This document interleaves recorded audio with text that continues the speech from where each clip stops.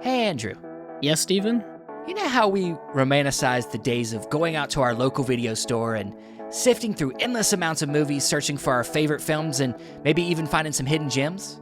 Oh yes, I know it all too well. That used to be my favorite thing to do. Unfortunately, everything is online now. Well, what if I told you that there was a place online where you could get some of them same thrills as going to the video store? Are you talking about Orbit DVD? I knew you knew what I was talking about. Orbit DVD is located in Asheville, North Carolina, and online with OrbitDVD.com, they bring you everything your physical media heart desires. Yeah, they have an awesome website that stays up to date with the latest releases from all of your favorite boutique labels as well as studio releases.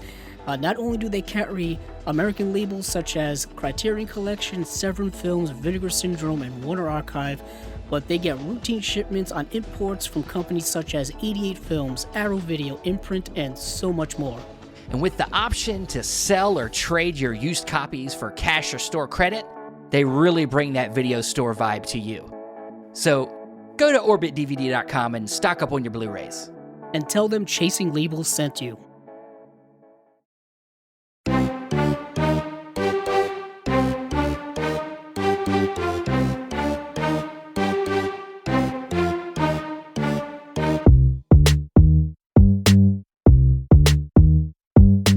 Welcome to another episode of Chasing Labels. I'm Stephen Billings, your host, and with me, as always, is your co-host, Andrew Cabral. How you doing, man?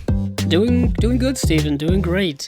Really excited. Really super excited. He even got dressed up. You guys can't see it, but he got so dressed. He got more dressed up than our guest is, and usually he's known for being dressed up great. Very much so.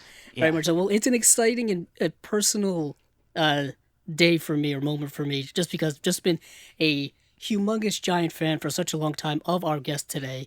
So without further ado, Stephen, please introduce who we're going to be interviewing today. I'm going to say you're such a big fan. You need to introduce him. Oh boy, put the pressure right on me. Yeah, I'm putting it on you. So today, here on Chasing Labels, we're going to be interviewing a jack of all trades, a man of many talents, a film historian, president of Film Noir Foundation, host of TCM, author, all of these things, the one and only Eddie Muller, the Czar of Noir. So welcome here to Chasing Labels, and how are you?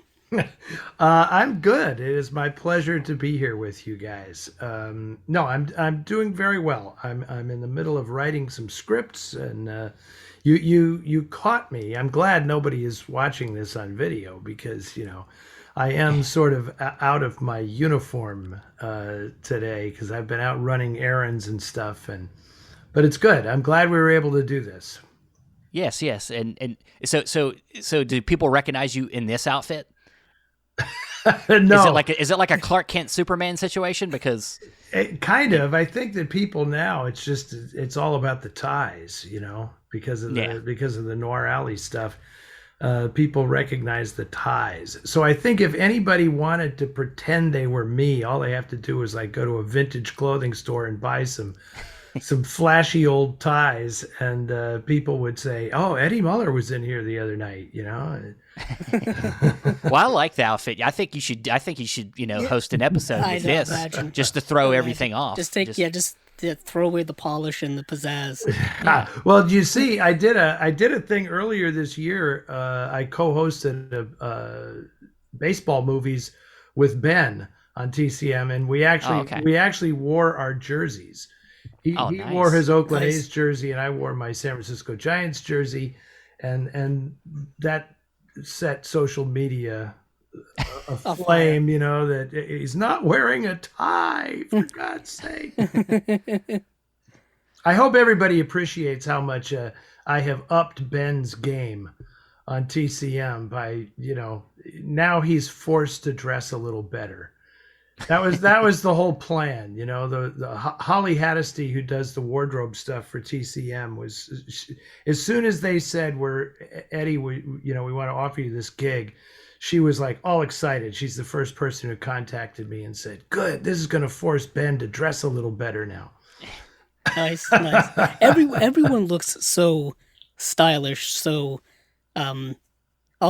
properly of the time of which they're talking about on TCM, and of course that has to do with so many behind the scenes things, like you just mentioned, wardrobing and makeup and all these kinds of things. But it's all very, part of the show, part of what makes TCM so unique, I think, is the aesthetic of it all. And it's changed so much over the years. Even recently, there's been a whole revamp of the aesthetic, whether it be their digital footprint online or whether it be, just the hosting sets and whatnot.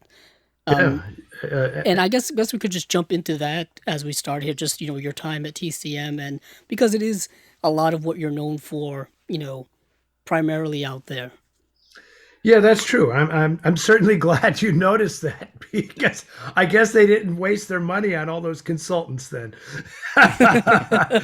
um, yeah, but that's something we consciously strive to do because unlike a lot of destinations on television, and I guess I'm going to refer to it as television, even though even that's in flux now, of course.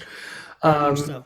Unlike a lot of destinations on television, TCM cuts across a wide range of demographics and age groups and everything. So the style that we present on the network has to be. I mean, just a lot of thought goes into it. So we can't dress down to appeal to a younger demographic because that would really throw everything out of whack for the older folks watching the shows. But we do hear back from the public on every little change that gets made gets somebody's nose out of joint. So the music changes and people will say, this is pretty funny, you guys will appreciate this.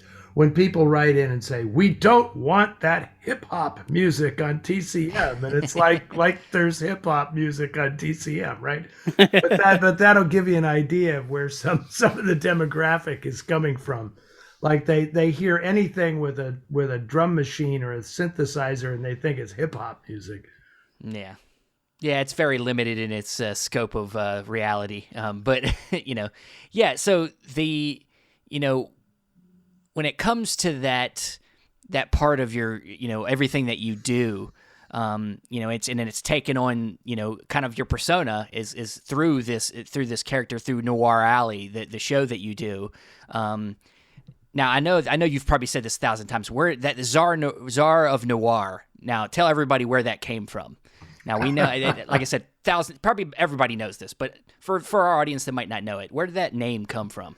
Well, I don't know because there are several stories circulating out there as to where the name originated, but I will tell you the truth. Oh, thank God. Because I know one of them's about the writer of LA Confidential. Correct. Yeah, correct. It's one of the and Elroy loved to use it, and so whenever we would, and James is a good friend of mine, and so whenever we would do appearances together, he would love to exclaim, it's the Czar of Noir, But in reality, it was coined by a woman by the name of Laura Shepard, who was the event coordinator at the Mechanics Institute Library in San Francisco. And the real story is that years ago, I'm going to say 12 years ago or more, I was doing an event there, and it's interesting, guys, because when you're kind of just starting out and you're invited to do an event, you hand them a sheet about yourself that's like a chapter in a book, because you want to impress people with all the stuff you've done, right?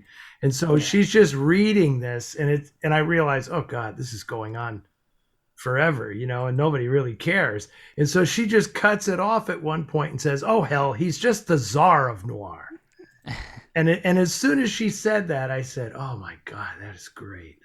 Thank you so much, Laura. Because my dad was a sports writer, and so I knew the value of a good nickname, so Iron Mike Tyson and the Motor City Cobra and all this stuff. So as soon as I heard the Czar of Noir, I said, I'm using that. Yeah, I mean do you think, that was one thing, really doing research about you, was, looking back at your father and how much it seems like, his influences influenced your life and and how you try to, like, you've somewhat kind of followed in his footsteps in a way, and maybe even upped it, and how much does that mean to you? Did your dad have any part of? Did he get to see any of this success in any way, or? No, not really. It's funny you mentioned that, Steve, because I was just thinking about that earlier today, apropos of nothing. But I realized that I was 23 years old when my dad died, and so my dad didn't really see any of this stuff. And I realized that, yes, I have definitely followed in his footsteps in many humorous ways as well. But it was never entirely an intentional thing. My father certainly never pressured me to do anything. He was an extremely supportive of everything that I did, but he did not hope that he was going to have a kid just like a chip off the old block or anything. That was not necessary. But it is interesting when I realize now how, because I'm in my 60s now, and it amazes me to realize how brief a period of my life I had my dad. That from the time that you're kind of conscious of what it is that he did for a living to the time he passed away was 10 years. It was 10 years. That was it. That's like 2012. Remember 2012, guys? That was only 10 years ago, Kinda, yeah. So yeah, which will show you the imprint that he left on me. It's still very, very meaningful, and it was in retrospect, such an incredibly short amount of time that we were in each other's lives. Yeah, it's I'm about to have my first child, and I've had a lot of questions about to myself about how I want to raise them, especially introducing my interests. Mm-hmm. And I believe that you have to do it organically. You can't, like you said, pressure your child to like what you like or anything like that. And I think that sounds like what your dad did to you is that he just allowed you to be a part of what he did. You got to see what he did and experience it, but he didn't say, hey, you want to be a writer? Or, hey, you want to be into boxing? You want to be into, like any of that kind of stuff. He allowed you to see it, and you just took an interest. That's absolutely correct, which is one way of doing it. My mother was the total opposite. My mother was, she was like a wannabe actress and everything. And she very much wanted to direct where her children were headed and all this kind. But my sister took the brunt of that, so I was a little younger than my sister. And so she got the heavy artillery from my mom, like, do this, you have to do this. And I just kind of cruised under the radar. Yeah. Well, it's a different time back then too. So like there's a lot more pressure, I think, for females to be a certain way. Especially the mothers probably trying to influence that a lot more back then than probably now. Oh yeah. Yeah. Well, guys get away with a lot. Yeah, we do. It's some shenanigans that I got into when I was younger. If that was my sister, holy cow! I mean, that would have just been a total disaster. But anyway. Yeah. Focusing back to movies and whatnot, were movies a big influence early on in your life in terms of being exposed to them and to being involved in terms of going to see them and all that kind of stuff? Because that seems to be the origin story of every generation, is just going to the movies organically as children. It seems to be a big thing. Yes, I would say yes to that. Interestingly, my dad was not into movies pretty much at all.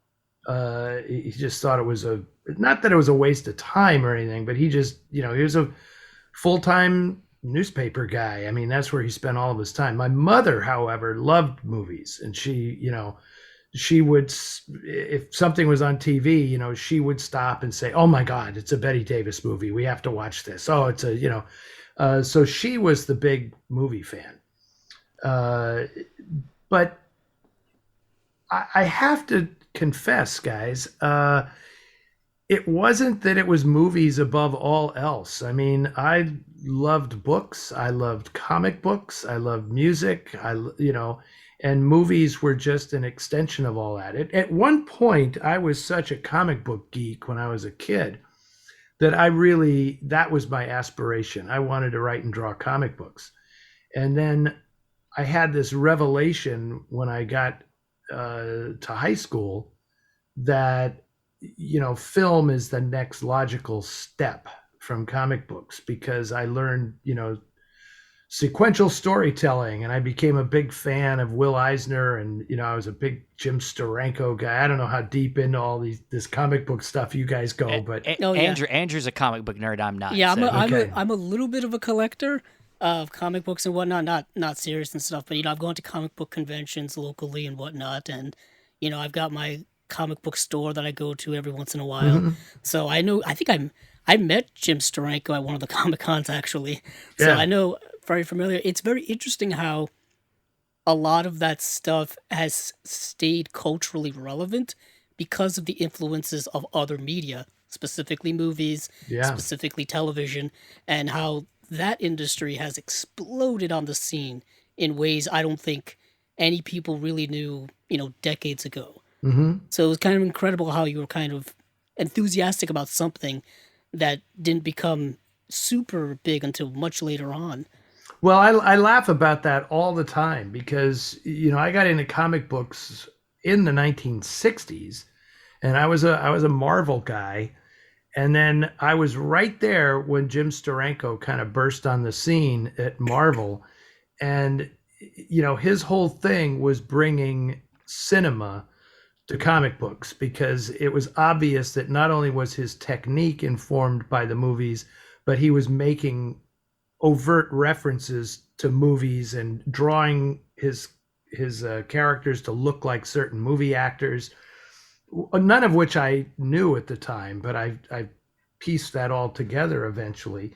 And of course, my mother thought I was wasting my time buying comic books until she read an article, in the New York Times or something about this is the modern mythology. It was like the first article to ever kind of lionize Stan Lee and say, this is the new American mythology and it's going to be valuable someday. And then my mom was like, take care of your comic books. Don't just leave them lying around. Take care of them. And then of course, I quote unquote grew out of comic books. And now I laugh and say, oh, if only I had stayed the course. If only I had stayed a Marvel guy, I wouldn't just be hosting a movie show. I'd be running the Marvel universe today, Oh, yeah. Hey, little do we know, even growing up later on, let's say 80s or 90s, those comic books still hold immense financial value. And it's like, and we didn't know when we were children, let alone when you were younger, the staying power of these things as collector's items. Because when you're a kid, you have no concept of collector's items. You get something, you get so enthusiastic about it that you just use it, Oh, use it. I know. I mean, I still have my comic book collection. I still have it, Yeah. And it's all sealed up and preserved and everything. That's you, man. That's you. You're all about preservation. So obviously it started very young for you. Correct. That's a perfect linkage. It's very hard for me to throw stuff away. I wouldn't say I'm a hoarder, but I definitely see the cultural value of what other people would call ephemera. Mm-hmm. I see like, no, there's really something cool in this, there's a story in this. And I always felt like, Andrew, to go back to your original question, sort of, was I always into movies? I'm gonna twist that a little bit and say, I was always into storytelling. right? That no matter what form it took, whether it was writing a book report or drawing my own comic books or standing up in front of the class and giving an oral report, which is basically what I do now for a living. Yeah, um, very true. I always wanted to be a storyteller, and that's what informed everything from the beginning. So my love of ephemera, I always see them as being the props in a story that's being told. So it's very hard for me to throw anything away because I always see something. And now I've got so much stuff that when I need the prop, I can't find it. Oh, of course. You know, When you want something the most, you always can't find it. Yeah, But when you don't need it, it's always there. I'm doing a photo shoot next week, and I had this beautiful, pristine, unopened pack of old gold cigarettes from the 1940s that I've been saving for like 30 years, and now I can't find it. Oh, no. But all of this kind of, this preservation and that everything has a story really leads into much of the work you've been doing now, because when it comes to Turner Classic Movies, what you do with Noir Alley and your Noir City screenings and all of those things, every single movie and all the films all have stories around it contextually that I think really make the viewing and make the experience of seeing these films so much more than just the entertainment or just the fact that they're on screen. And I think a lot of that is kind of extending into today, and really extending into your work with the Film Noir Foundation. And I kind of wanted to jump into that because that connects, I guess, with the preservation, with, all of those things. So when did the Film Noir Foundation kind of come to be? What was the original kind of, idea behind that? I believe it came into being in 2006, and it was not a grand design behind it. What I had been doing film festivals, producing, programming, and hosting film noir film festivals for about 4 years, and it occurred to me that the only way I could get my hands on some rare movies was to create a nonprofit foundation that would then be granted access to films that could only be shown in a nonprofit, quote unquote, educational situation, right? And so it was not some altruistic thing to begin with. It was very practical. It's like, well, okay, if we're going to have to create a foundation, let's just create this foundation, right? And then the Belgrade Film Archive will loan us this movie to show that we couldn't show otherwise. But then, honestly, it was so successful that we said, well, let's just use the proceeds from this to find and restore movies that have disappeared. And this has become quite honestly, this has become like the major part of my life now. And it was never planned, and it was a complete on the job education. I mean, it's just interesting to me how many people I know, younger people, have gone to school to learn about film preservation and restoration, and they kind of look to me as this example. And I said, well, I just kind of did this. I don't have the slightest idea how to restore a film. I don't, but I know people who do, but I know how to raise the money to restore the films. And so that's kind of why I'm respected, let's say, in the film preservation community because of my ability to raise the money to do this work and to make people aware. I always say I'm not truly a film preservationist in the sense of doing the hands-on work, but I am a lobbyist. I am a lobbyist for film preservation. And a good one. I'm a good mouthpiece for why these things need to be preserved. And Stephen, as you pointed out, I guess I've been doing this my entire life. But I never realized it was a way. It's not honestly a way to make a living, but it is a good way to spend your time. Yeah, And then when TCM calls up and says, "How do you like a TV show?" Then you can make a living, you know. yeah, Yeah, So it's one thing kind of snowballs into the next, which and last thing which you know, you are where you precisely are. precisely which comes, you know, which is why I totally ascribe to that saying of do what you love and the money will follow, right? Because yeah, I have never, I mean, I have worked for a living, believe me, but I'm much more interested in how I spend my time than in how I spend my money. So yeah. the money manages to come when I need it. Uh, but I'm pretty happy about doing what I do right now. Yeah. And, one thing that, I was going through a bunch of different, stuff on YouTube, just getting into the Eddie Muller mind space. And there was one video I found that I really loved because it also hit home with me because I used to work at a movie theater here that still showed film. We were one of the last ones, and it was a screening you did for Laura. It was like 2012.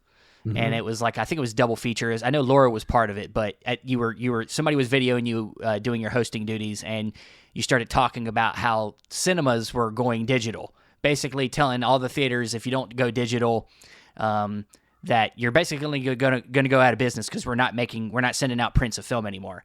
And so, just me working at a theater during that transition, like really hit home because I worked at a little 4-screen theater, and I remember the boss coming in saying, "I don't know if we're going to be able to do that." Like they're saying they're not, that you're not going to be able to get any of these Disney movies if you don't switch to digital because they're not sending out film anymore. And I'm just like, man, But by the end of that hosting, you were like, I'm going to do my darndest to make sure people remember that film is, the preserving of film is the way to go.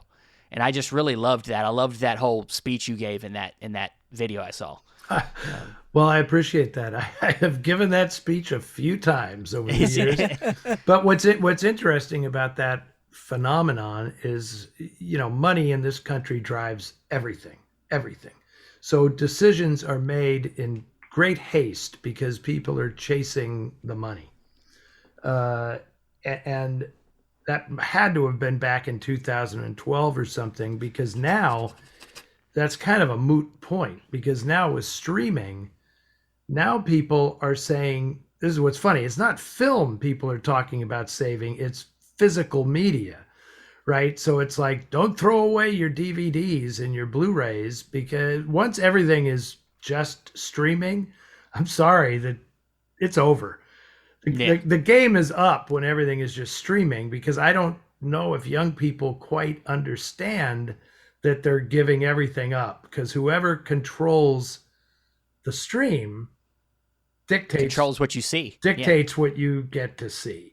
So yeah. And that's what we do on here. We talk about physical media. That's I mean, typically, Blu-rays, DVDs, and now UHD formats, and typically, specifically with catalog titles, we're seeing a really big push now to get them into as best a physical media form as they possibly can be in, because I think that that's also part of the preservation, part of the conservation of a lot of older catalog media is the physical media form now. And it's kind of like the problem has switched from film to digital to now streaming, which is a form of digital. And I know that you've worked a lot with the physical media world, whether doing audio commentaries or interview type things, or even working on putting movies onto the physical media Blu-ray format, which is part of why we're interviewing you is the work you've done with Flickr Alley. There's the transition. Don't know how I got there, but I got there. And so specifically the double feature film noir films of The Guilty and High Tide, which are really from Obscuria and being put on physical media. So could you talk a little bit about how that came about and why these two films specifically? Sure. But before I specifically talk about this product, it's interesting because for years I sort of resisted getting into the DVD, what I then back then called the DVD business, because I didn't want to use the money that was being donated to the Film Noir Foundation to produce digital product. It was not the mission statement of the foundation, right? The mission statement was to rescue and restore these original films in their original format.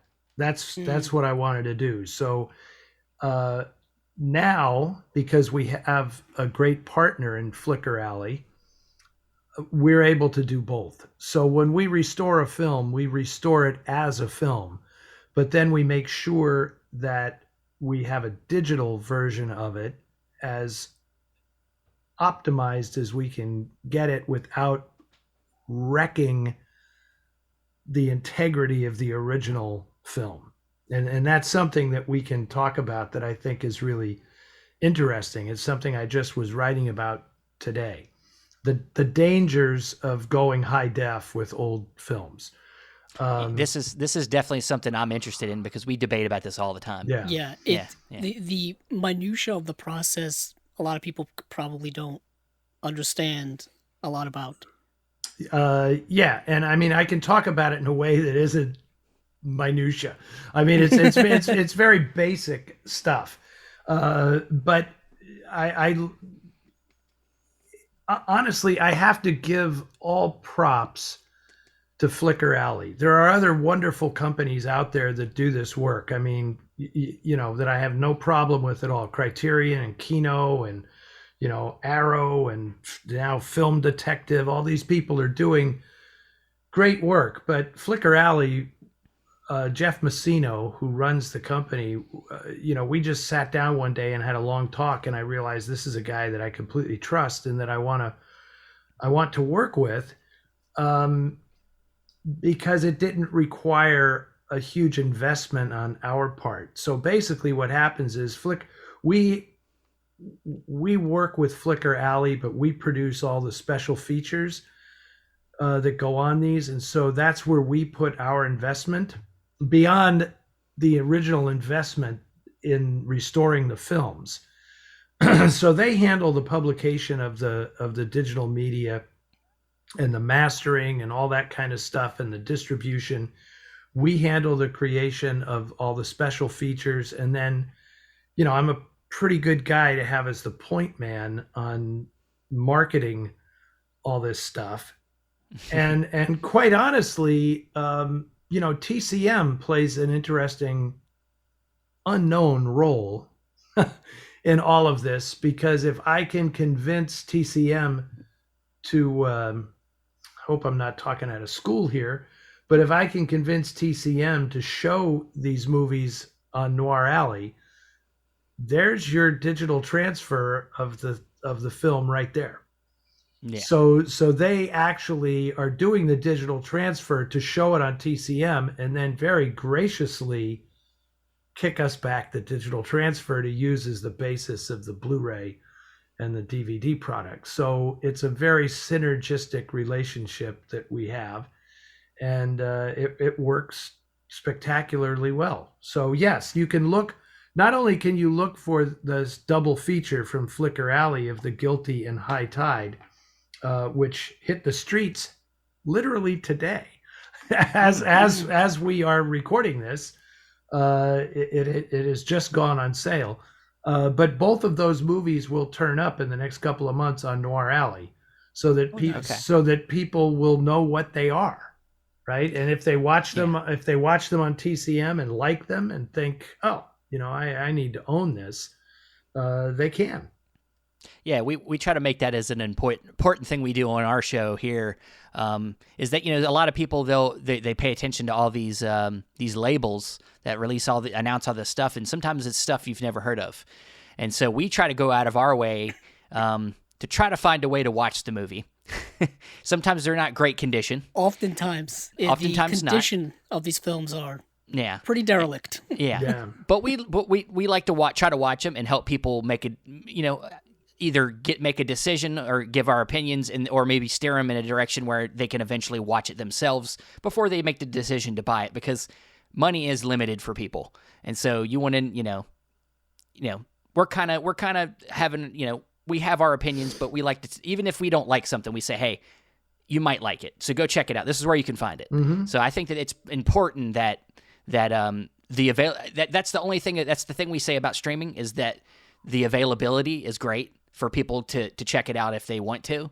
But we always champion physical, because physical, it's the only way you're going to know you're always going to have it. And specifically with deeper catalog titles, the vast majority of them are not available to stream anywhere.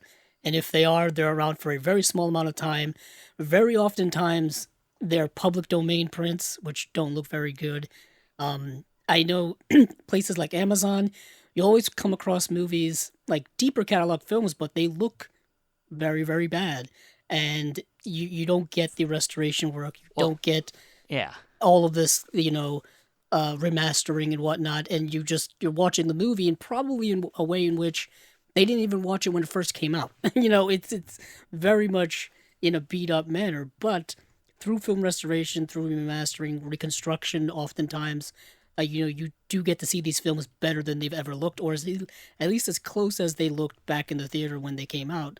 And for these two films, both The Guilty and High Tide, these films desperately probably needed to be saved, for lack of a better term. So what went into that decision about, these movies?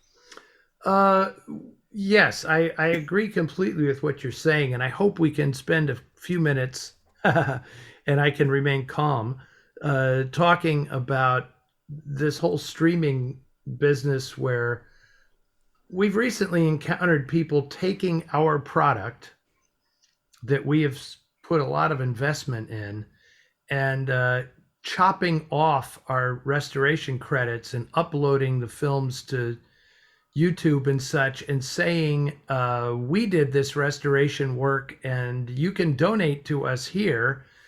And they're making these, the films available because they believe they are in the public domain. The title may in fact have been in the public domain, but the restoration that we did on the film is not in the public domain. That is copyright Flickr Alley and Film Noir Foundation, because it's the same movie, but it's not the same version of the movie, which we have spent maybe $80,000 to $100,000 to restore. Expensive. Yes, it is expensive, but worth it, because I have a great, when I do this kind of work, and I'm, as I mentioned before, guys, I never planned for this. I did not anticipate this was going to be something I did. But once I started showing these restored movies in movie theaters and having a packed house react so well to the films, it honestly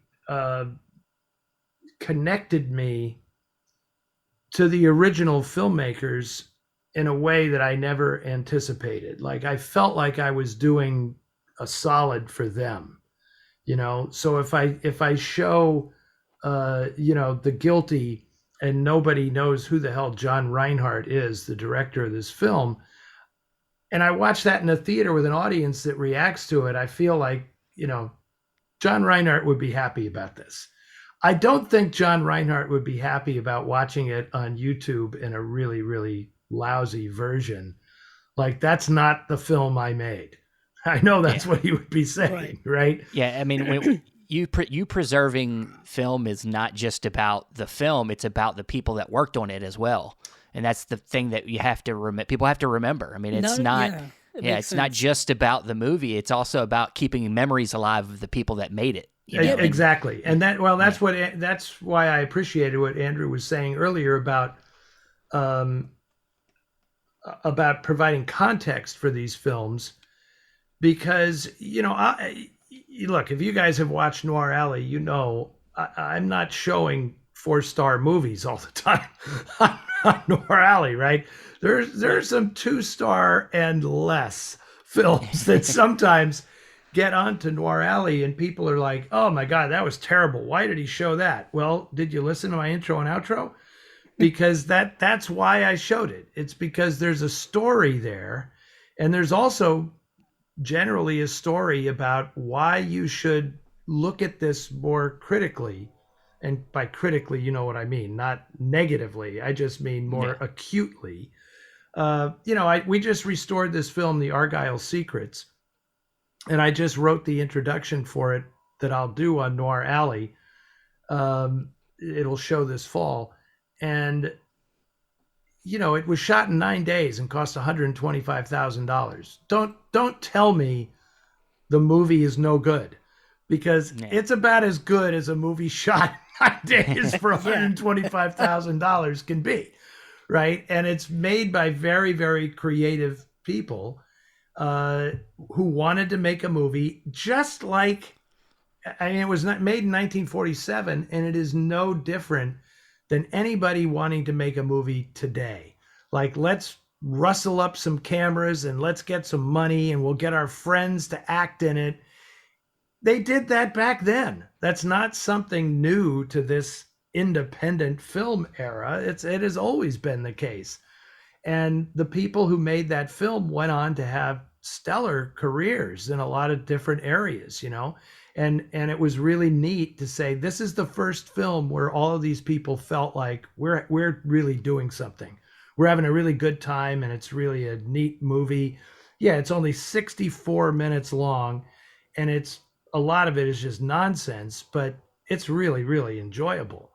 So, that's what I want people to take away from this stuff. And you can't always be restoring and preserving. We've restored great films like The Prowler and Try and Get Me and Woman on the Run. These are great films, right? I'm not going to argue that The Argyle Secrets and High Tide and a couple other, they're not great movies, but to me, they are movies absolutely deserving of preservation, and otherwise they would be lost. So yeah, and I think that attitude about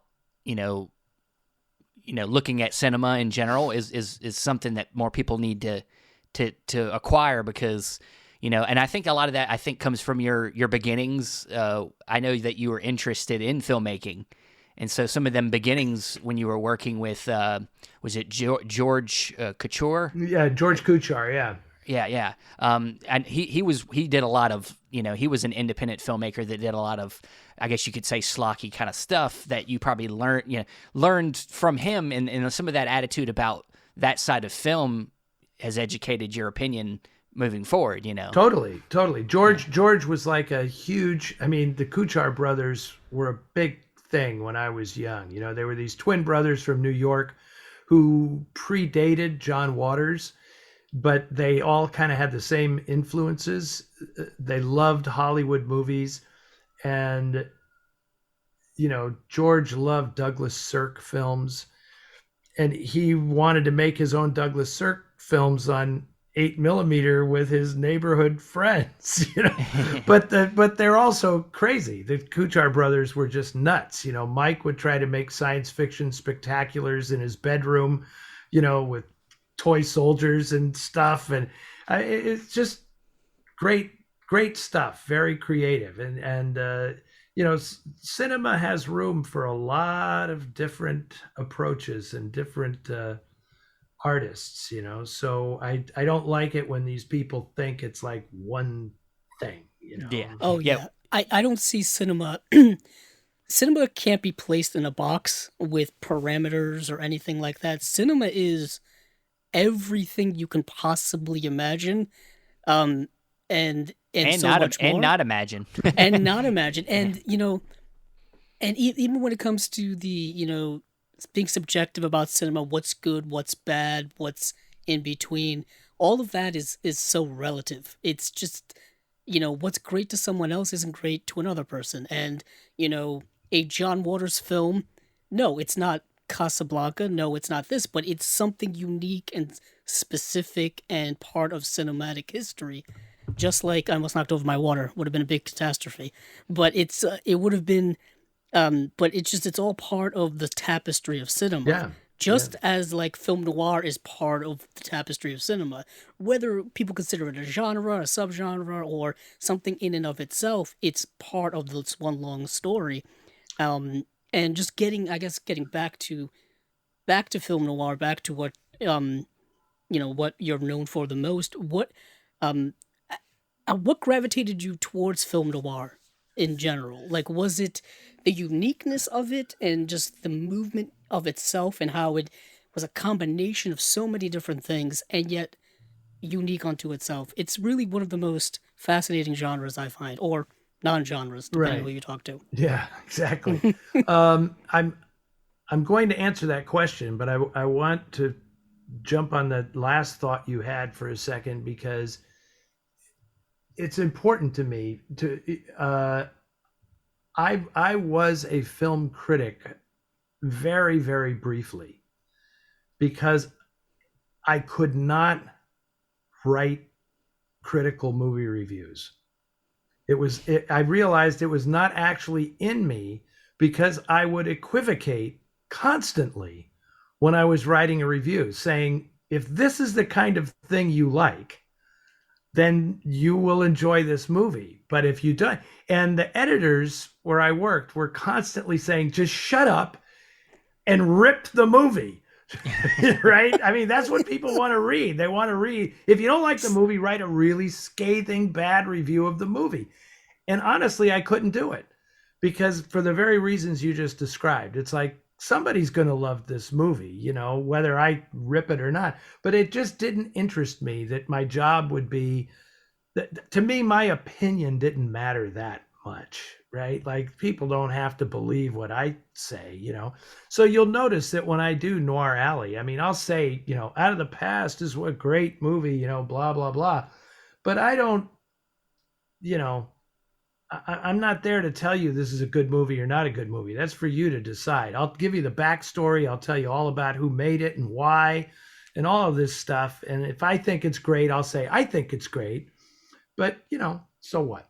Okay, now the reason I got into film noir, it's all very instinctive, because just the whole look and feel of it appealed to me. There's no way to it. Just what we're talking about. Other people will have the same reaction to Westerns. Other people feel that way about musicals. With me, it was film noir. I know for a fact it's because of my dad, because he moved in that world. He maneuvered through a very noir world as a boxing writer. So when I watch the movies, I say, wow, this is what the world was like when my dad was like 25 and 30 years old, So that appealed to me. And then as I watched more and more of the films and started researching them and reading about them, I realized that that whole era was just so incredibly fascinating, because mid-century America is such a turning point in the history of the country. We just saved the world, from fascist dictatorship. And then instead of being the conquering heroes, we kind of lost our innocence and started to screw everything up.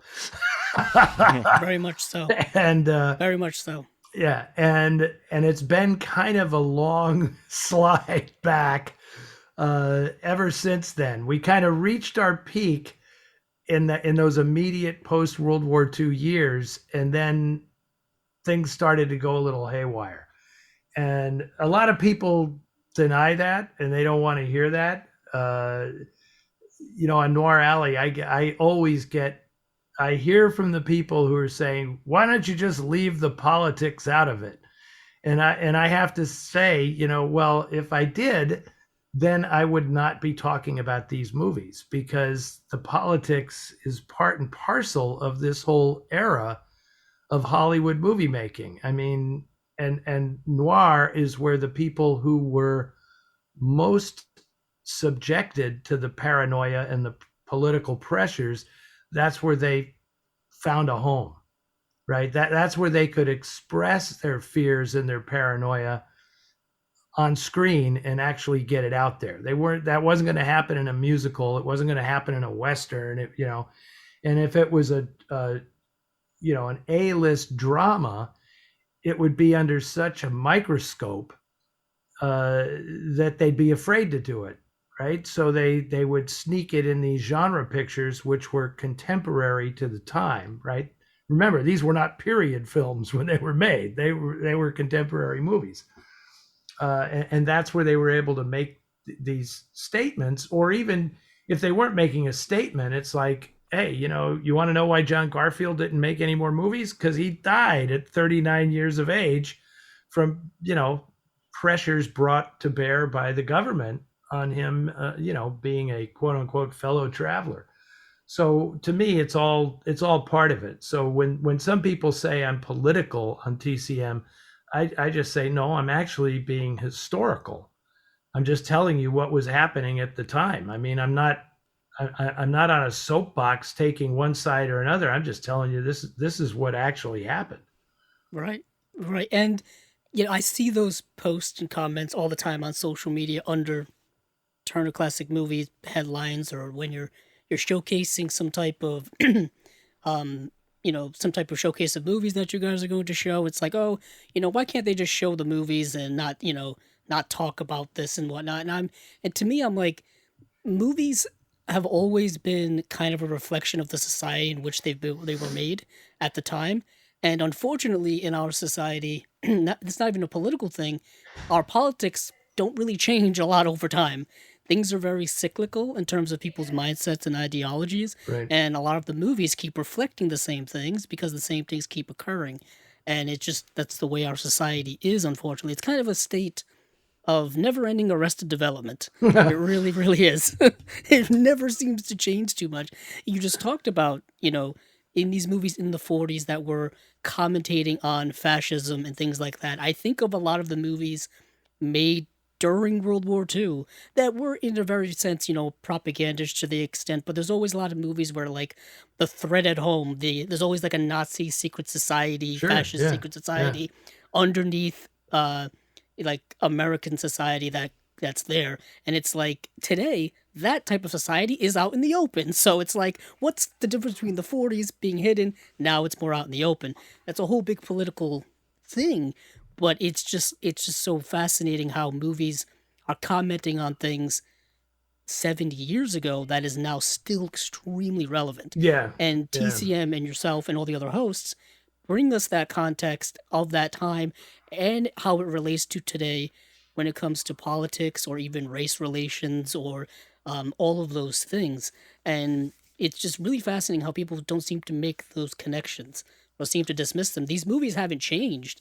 I guess maybe just people's perspectives of them have become more, sugar-coated, I guess. Well, they want to believe that we were different back then or something, And I always love that expression, we never were the way we were. Very true. But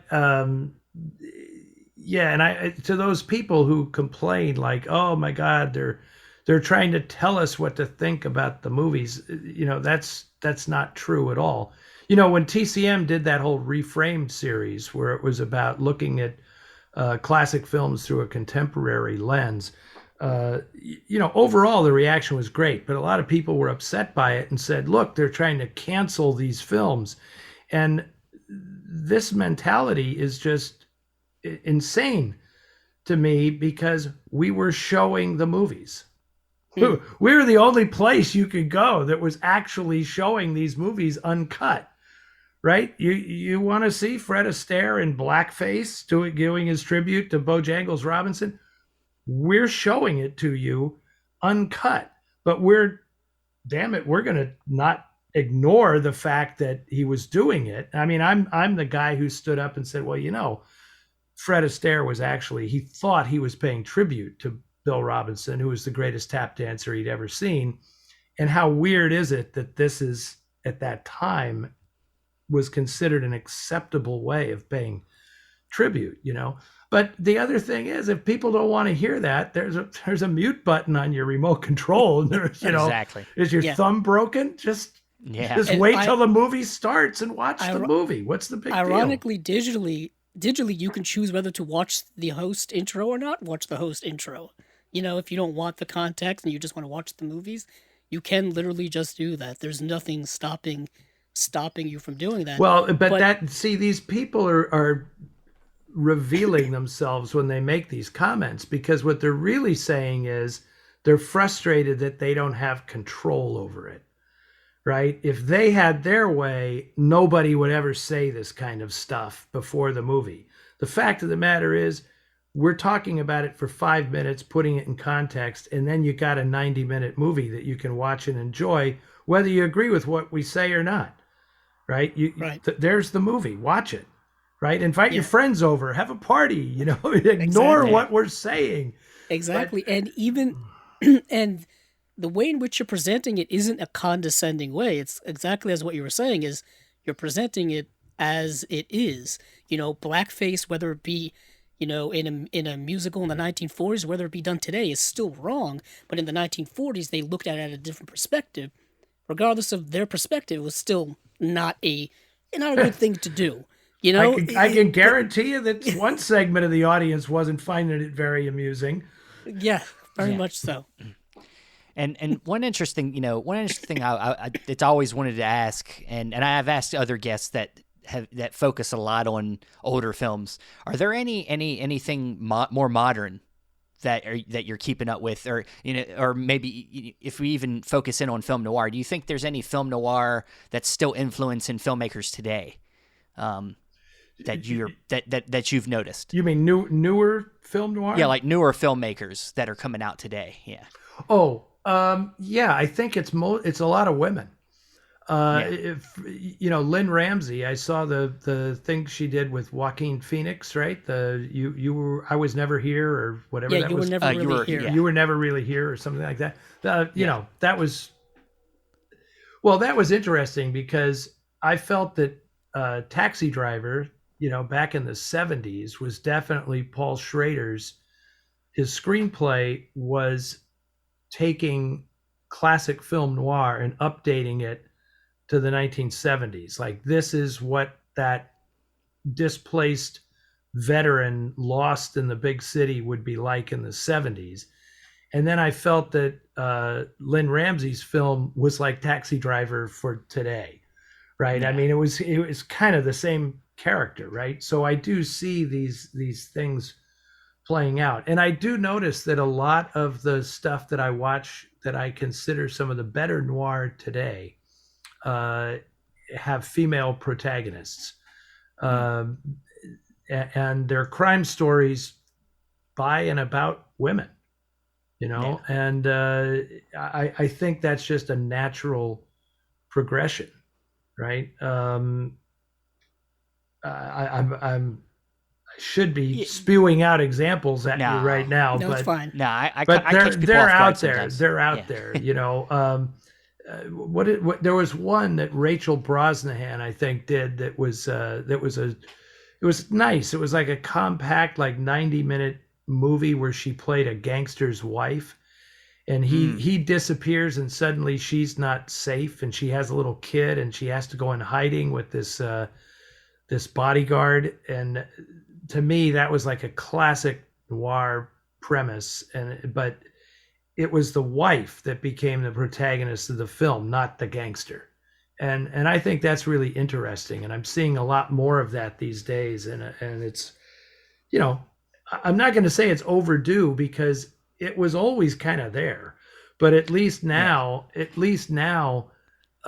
female writers and directors are being given the opportunity to tell these stories themselves, which I think is really valuable.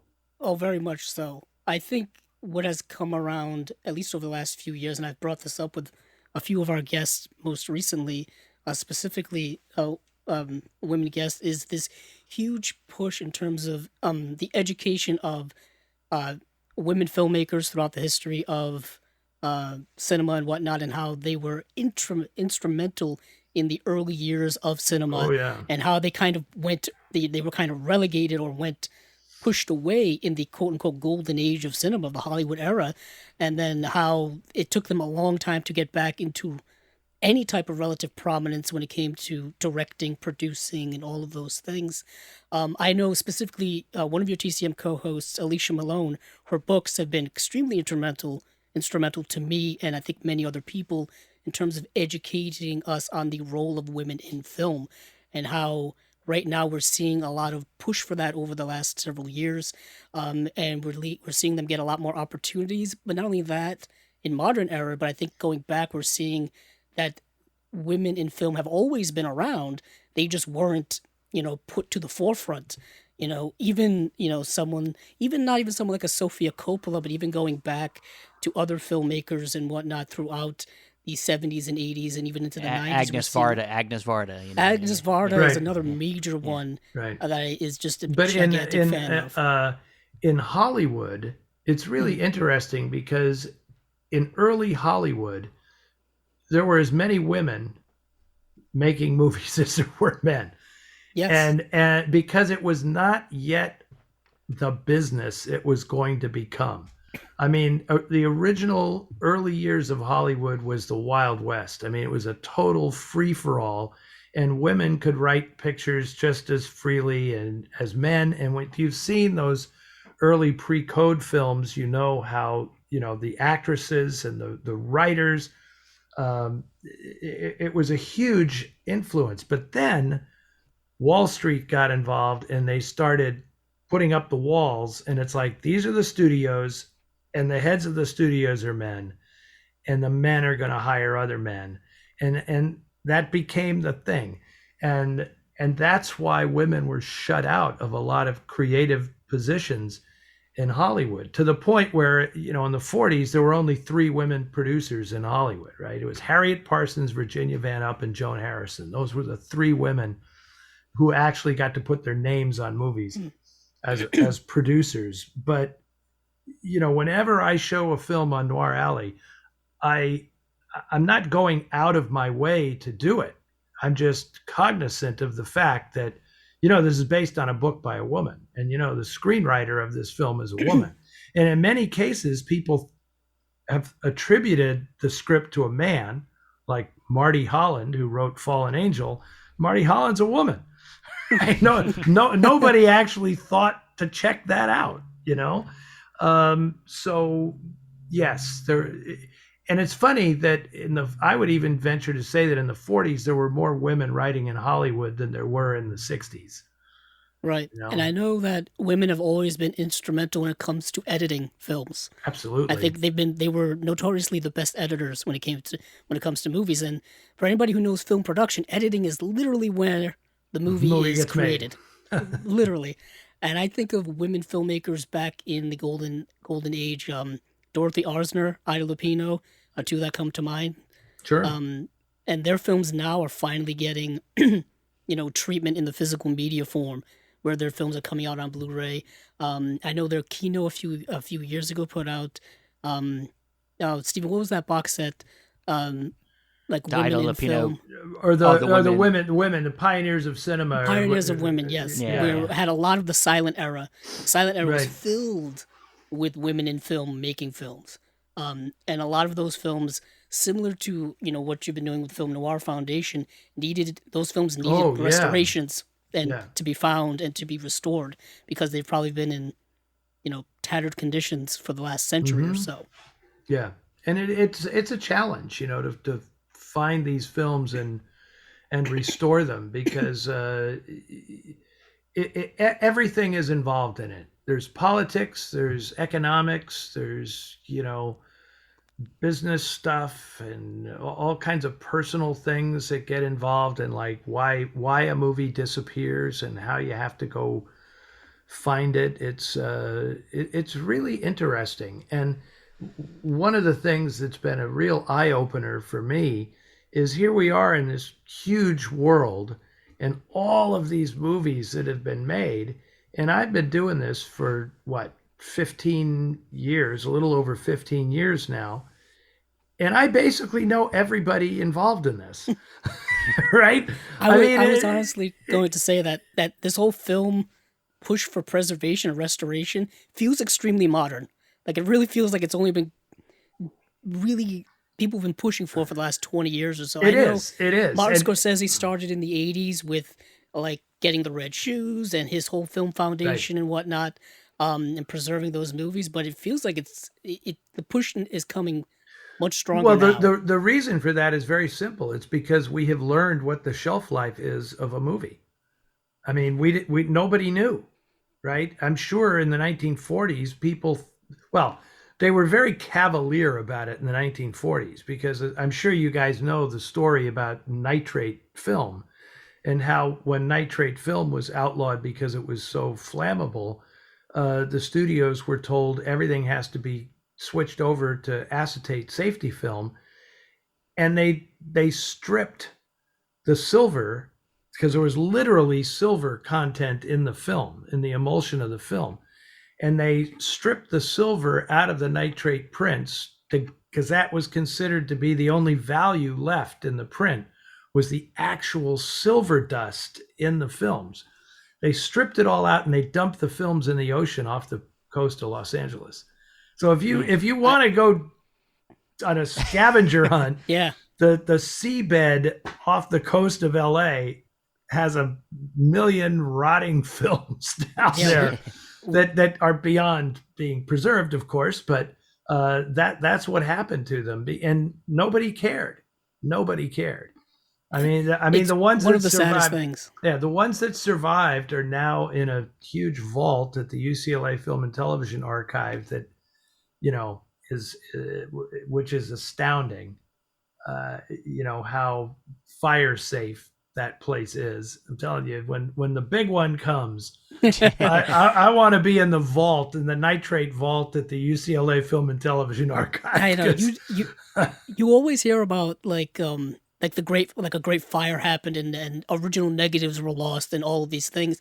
And I mean the numbers, I don't know, you may know the numbers better than I do, but isn't it like 80 to 90% of the silent era is those films are just all gone because they just didn't think to preserve any of them. There's the great documentary These Amazing Shadows that's about, I bring that up all the time, where they just dumped film reels of like Gone with the Wind into like the Bay or something off California and stuff. I know. And it's just like they didn't know the staying power of this, and they had no idea about because it's always been it's about money. It's an art and it's a business, right? And the business is we don't have any way to make money out of this anymore, so we don't really care. Just dump it. We're not going to pay. We're not going to pay to warehouse it, right? I mean which is a tragedy.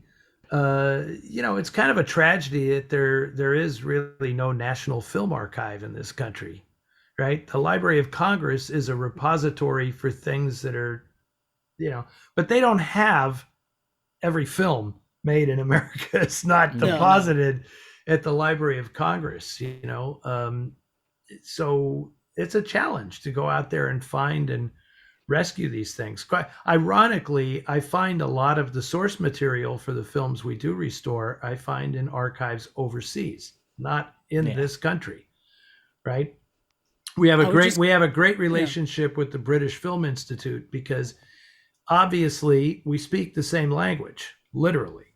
So so films that were sent to England, where a lot of the film studios had their headquarters for Europe, right? They would send a film there to then be subtitled for European markets, but the original would stay in England. And a lot of those have ended up at the British Film Institute. And their charter is not to restore American films, but to restore British films. So if I find something made in this country at the BFI, they very graciously will just loan it to us as the basis for a restoration. That's the case with, I think that's the case with both The Guilty and High Tide. Both were found at the British Film Institute. And I think the Argyle Secrets, it's the same thing. So they're not going to spend the money to restore those films, but because I came along and the good folks that support the foundation have ponied up all this money, we can actually get the source material from them and then restore it over here. Yeah, it's everything you're doing, man. You just keep doing it. Just keep doing it as long as you can. Because That's the plan.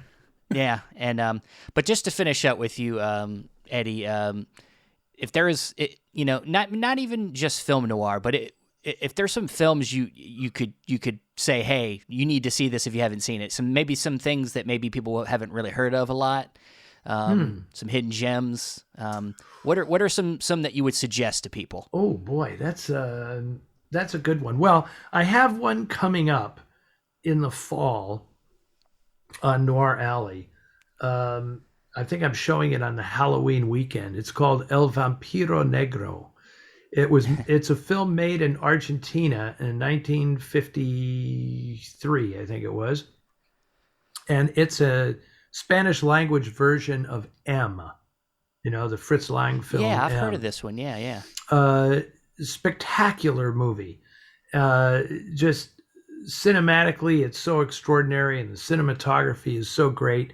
And it's just a very, very interesting film, because if you've seen M, which is a classic, a landmark in cinema, and then Joseph Losey did a remake of it in Los Angeles in 1950. That's a much better film than people think it is. But both of those movies have no women in them, right? The only women that appear in the films are the mothers of the little children that go missing in the film. But El Vampiro Negro is all women. I mean, not the killer is not, but in Latin American cinema, there's a thing called cabaretera films, that all take place in cabarets, because they love the musical aspect, and they love a sexy woman who's like the chanteuse, who's the entertainer. This figure is very prominent in Latin American cinema. And so that figures in El Vampiro Negro, because this wonderful actress named Olga Zuberi, who's a big star in Argentina, but no one knows of her really elsewhere. She is the lead in this film, and it's just terrific. I can't praise this movie enough. So that's the one. It'll eventually be out on Blu-ray, because that's the next thing we're working on with Flickr Alley, but it's also going to be on TCM in the fall. I know I get some flack from people who don't want to read subtitles on TCM, but oh, come on. I advise them to grow up. Yeah. I feel bad for the people who are big fans of the show, who are older and have trouble reading the subtitles. Sure. I get that. But if you're 25 or 30 years old, learn how to read subtitles. It is not that difficult. You get used to it. It's honestly, it doesn't change much. No. My all-time favorite movie when I was a kid was The Seven Samurai. And I must have been 14 years old or something when I saw that. And if you can read subtitles during The Seven Samurai, it's good training, because things happen fast. And you can read it through anything. Yeah. Well, Eddie, thank you for joining us. This was a great conversation. Maybe we can do it again. Maybe we can do it again for just a movie. Yeah. Maybe just talk about one movie. Yeah. I always have a fantasy of that. If I ever taught a class, my class would be an entire semester, one movie.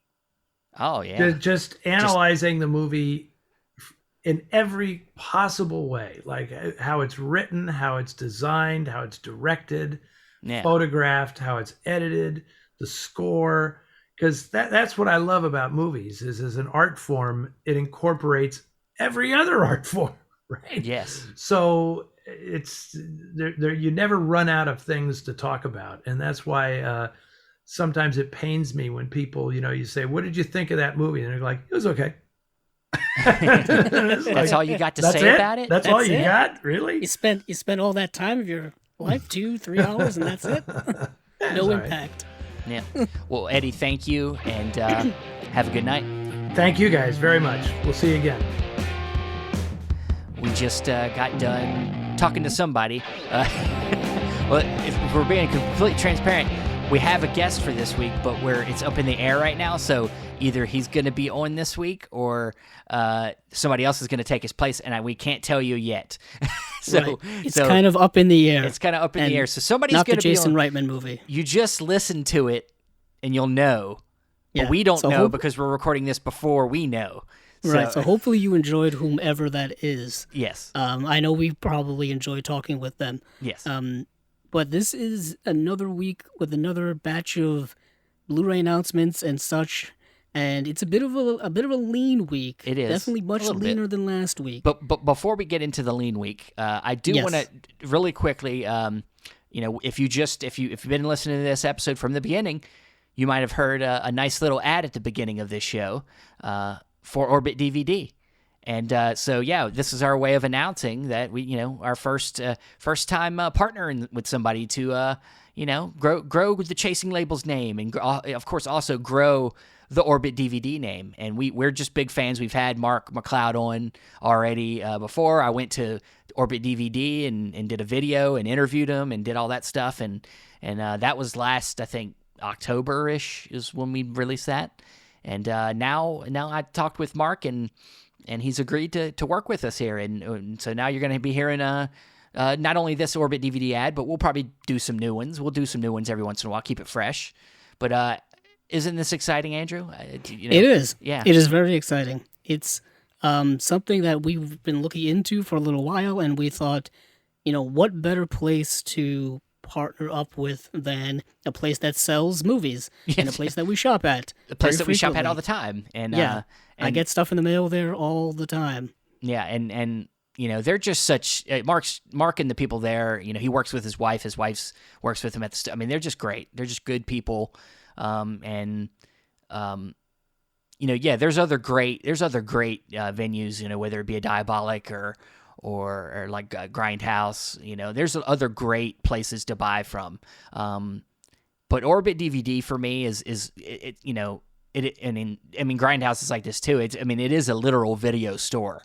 So there's a cool extra factor to feeling from buying from them is that that there's this store that sells physical in store, and I just love that. I love supporting a local business, an independent business like that, and they just work hard. They work hard to keep you informed, and they work hard to make it as collector friendly as possible.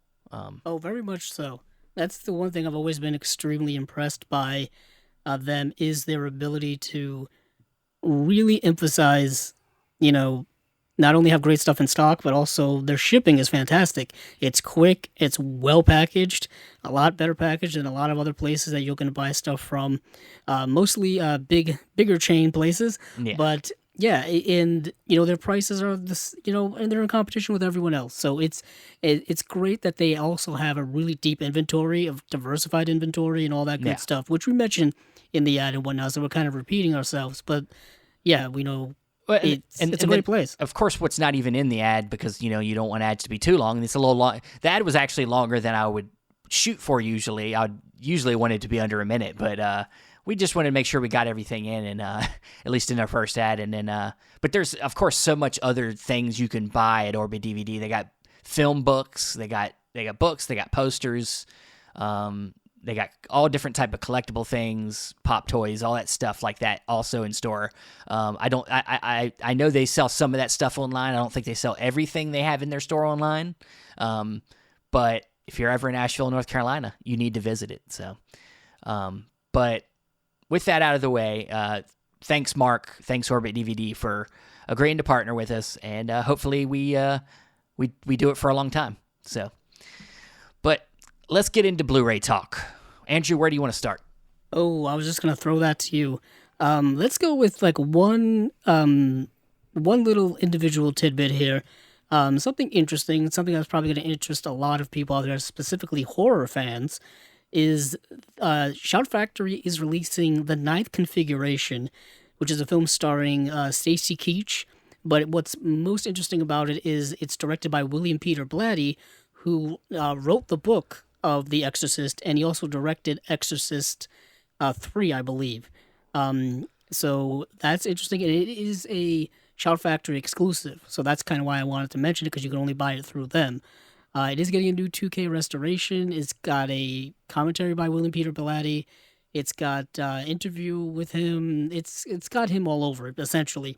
But it's a supernatural horror film. So people are probably already way more aware of this movie than we are. Yeah, unfortunately.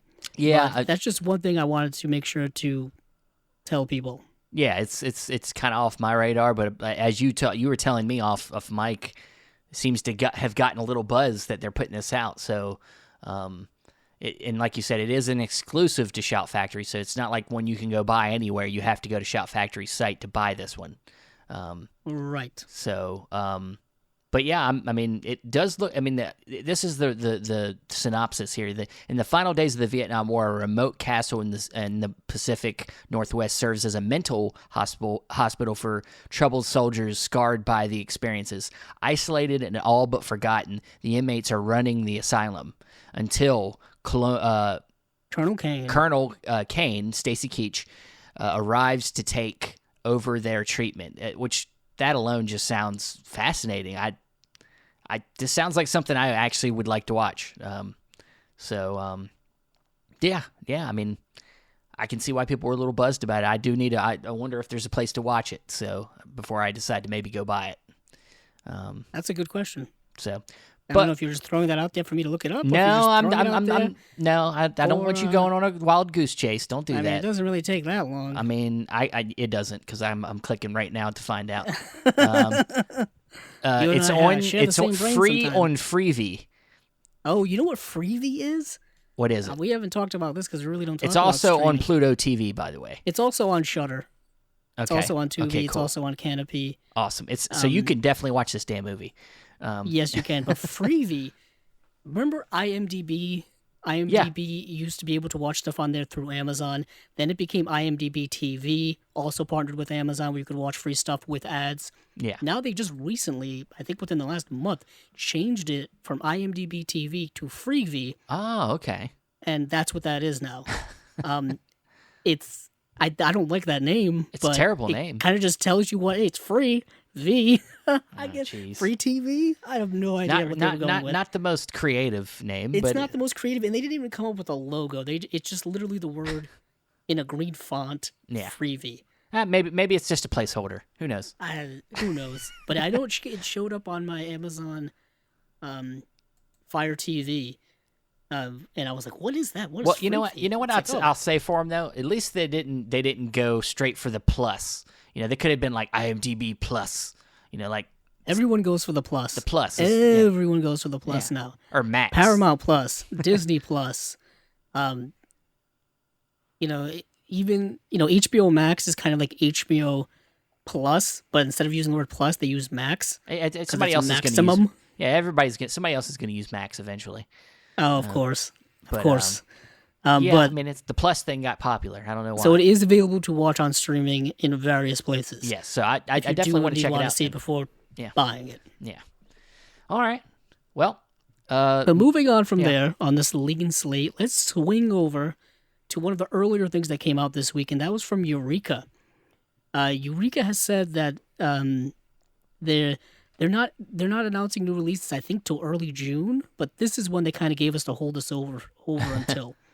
And this is a triple feature, not only Blu-ray set, but this is a 4K UHD set of Police Story, Police Story 2, and Police Story 3, also known as Super Cop, all starring Jackie Chan. Jackie Chan actually directed the first two films, and the third film stars Michelle Yeoh in a very early role for her.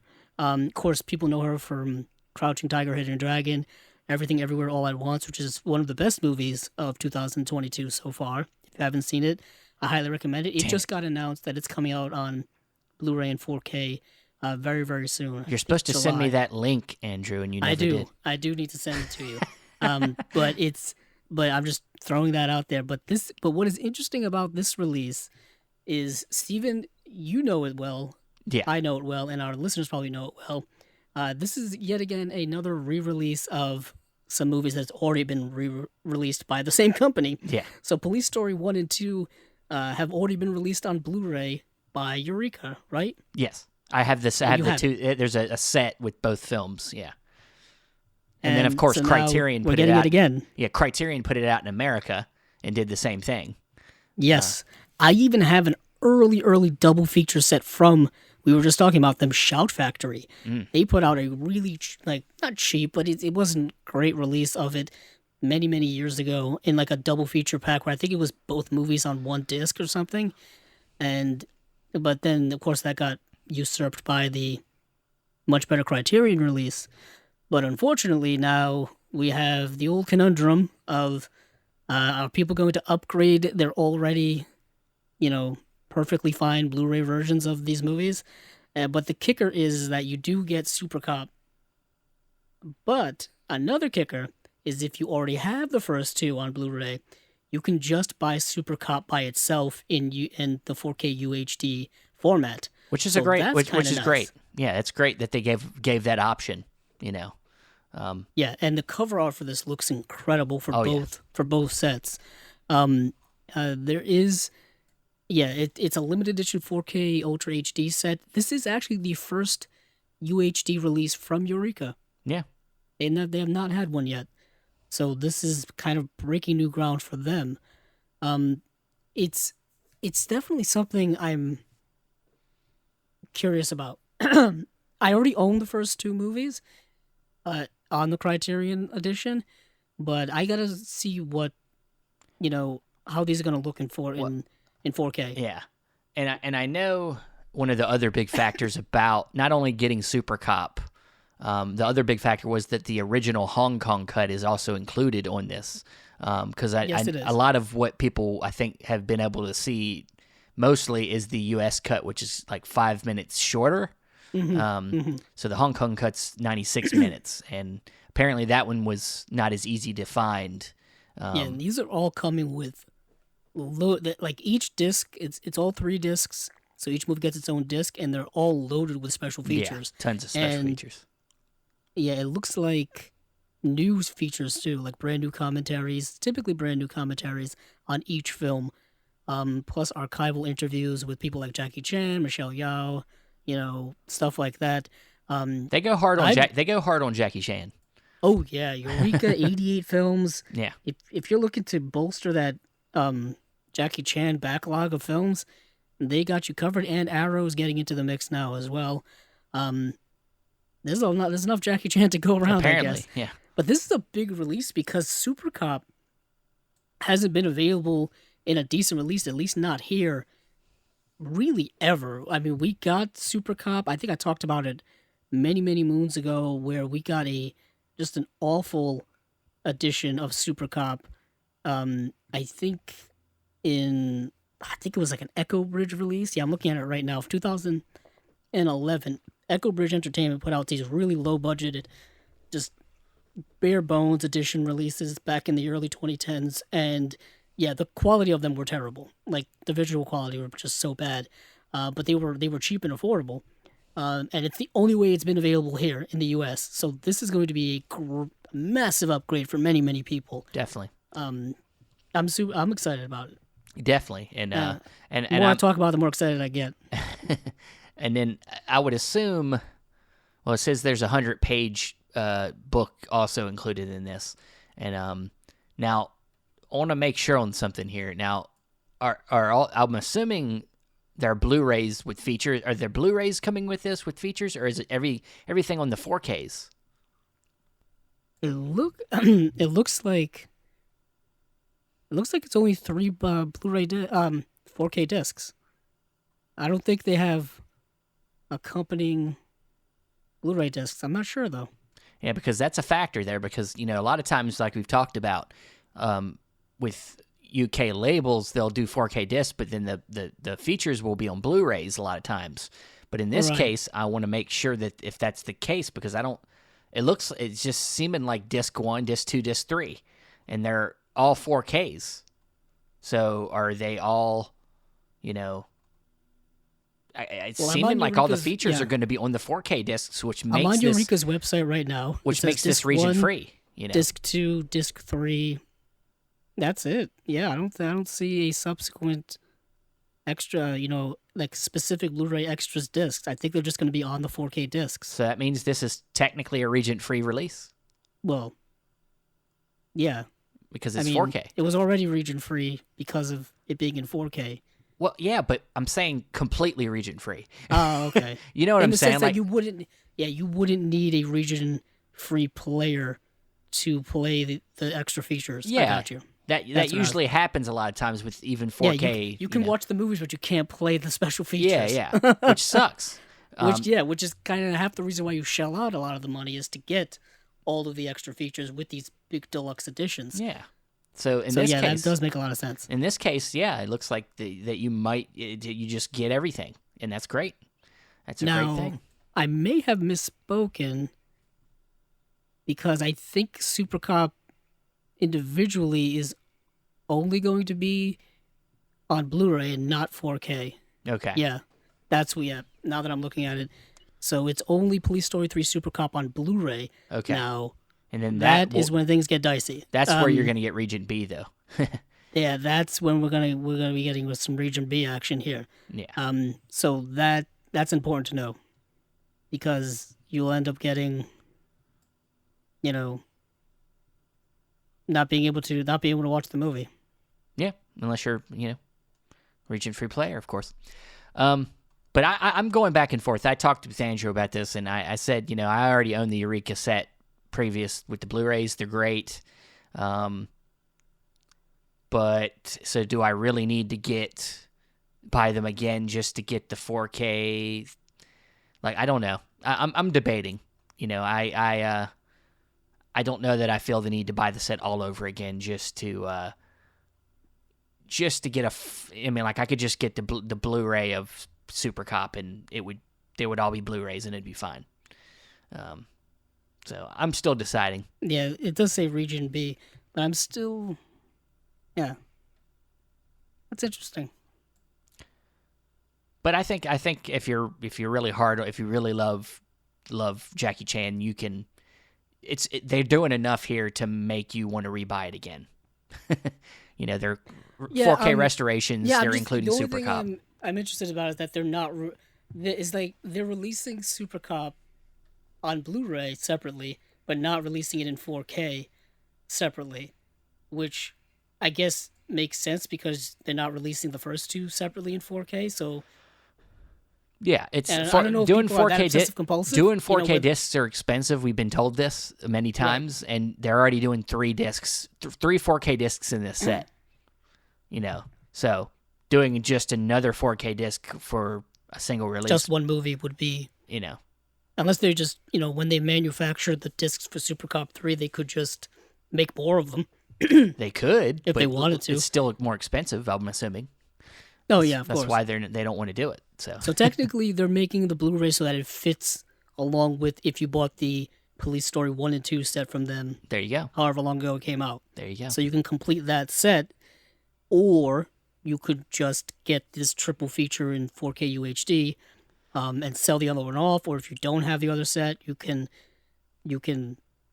just buy this straight up. Now I need them to do a Vinegar Syndrome and like come up with like a whole new box, just the box. Oh, to put them in? Put Super two? Cop in that has all the new artwork on it with Super Cop 3 involved in the artwork. Like now I need them to do a Vinegar Syndrome because that's something Vinegar Syndrome will do. They did it with the the Dolomite movies? Oh yeah. Rudy Ray Moore. Rudy Ray Moore movies, yeah. Where they put out the box set, so you can just buy the box set. But yeah, that's cool. That is the Police Story trilogy. There are actually many more Police Story movies than just that trilogy, but I guess these are the best ones. Yeah. I haven't seen past 3, so I couldn't really comment on what's good and what's not good.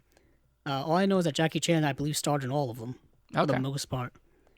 So moving on from there, since we're in the UK, let's stay in the UK. Let's go with Arrow. And Arrow is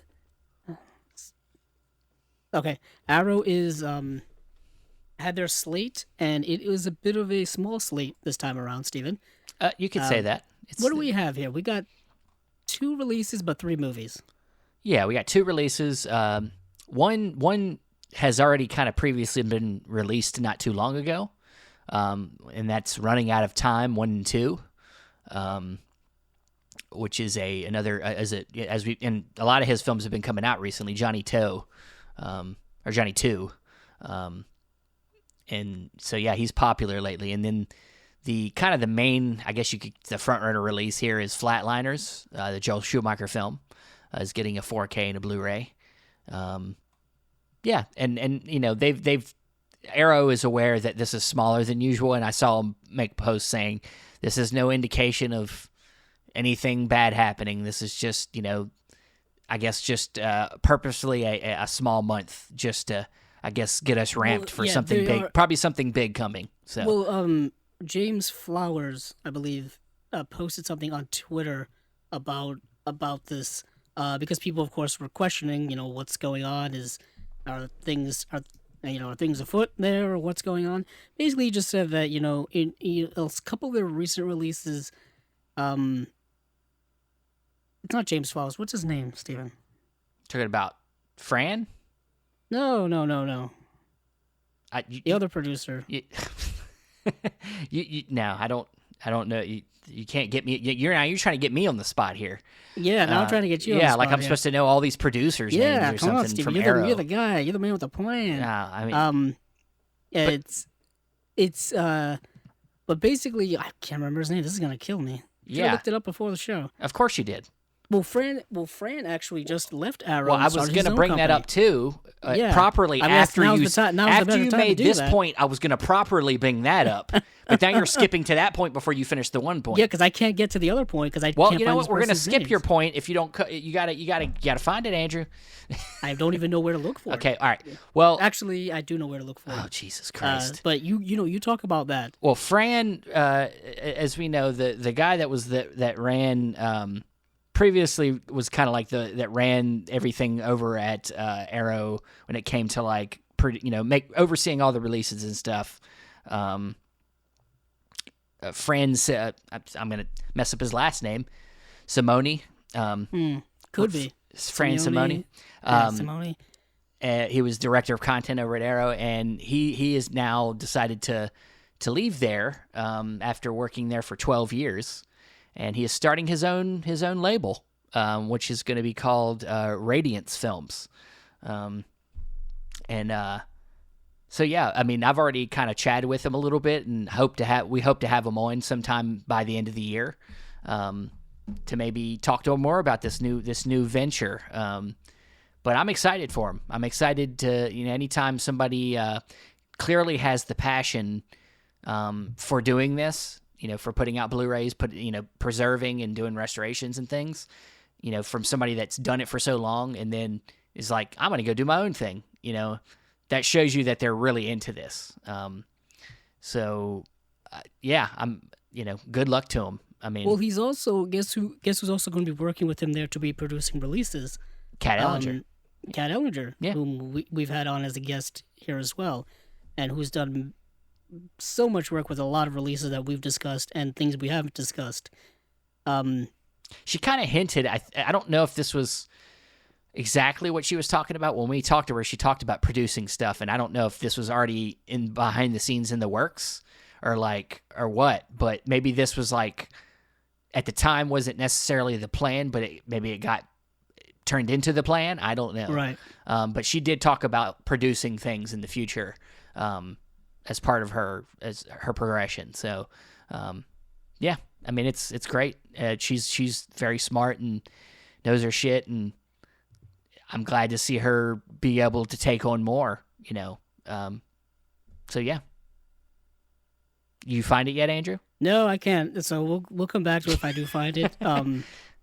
Because I thought it was. I went to look it up on Twitter and it wasn't there. So well, it's just, the point is that there is no issues going on at Arrow. It's just normal. Like I said, I think they're just. We know there's another big set coming out. Probably another couple big sets coming out this year, and so they're just probably had to skim back a little bit for this month, and that's fine. There's nothing wrong with it. They usually come out with like freaking 8 releases a month. I mean. That's more than most labels. Most labels, like a Criterion's like 4, maybe 5. Well, the gist of what I was trying to say is that, this producer of the hour releases came out and said that, they've been, a couple of their releases recently have been dealing with a lot of quality control issues. Oh, I know. So they wanted to kind of reevaluate and reassess that part of the company, but they also, of course, then wanted to focus a lot of their stuff, a lot of their energy and resources and stuff, not only into that, but also into, producing some of their bigger stuff that they've got coming. Specifically, they mentioned the Shaw Brothers set Volume 2, which we know is coming sometime later this year. So it's going to be, a big thing. Yeah, I remember that post now. Yeah, I remember that, because there has been... I can't find it because I wanted to read it directly. Oh, I just passed the person. It was James Flower.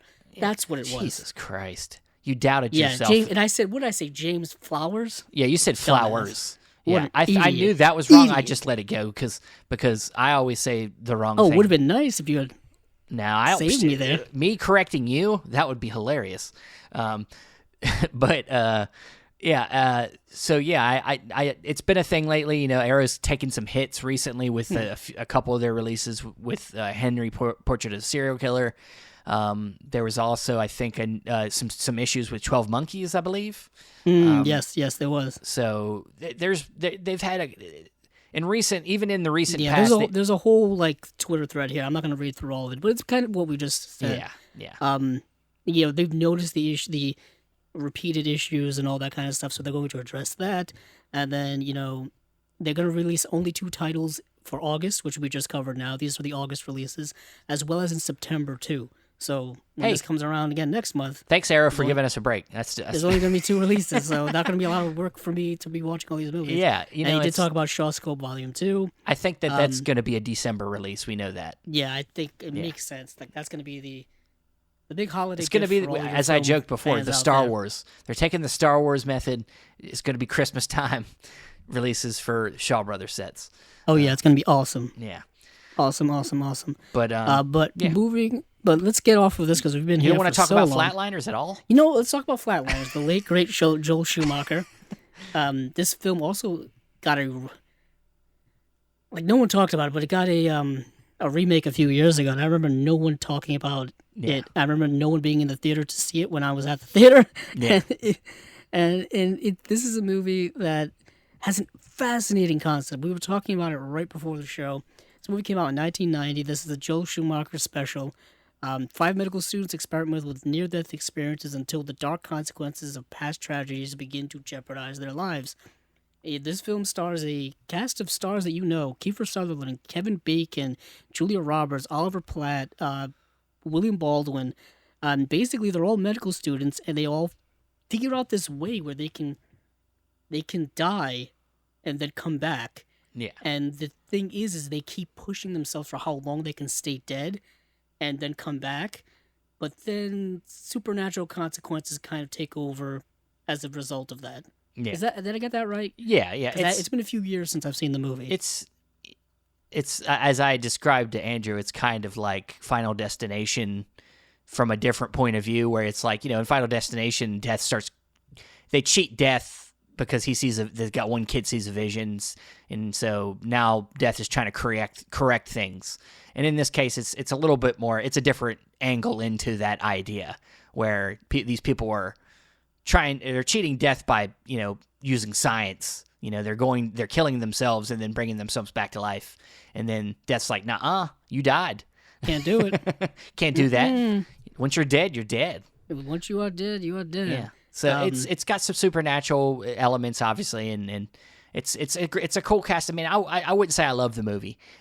It's got the 80s, nice 80s vibes. And it's come out a few times on Blu-ray here in the U.S. A few times.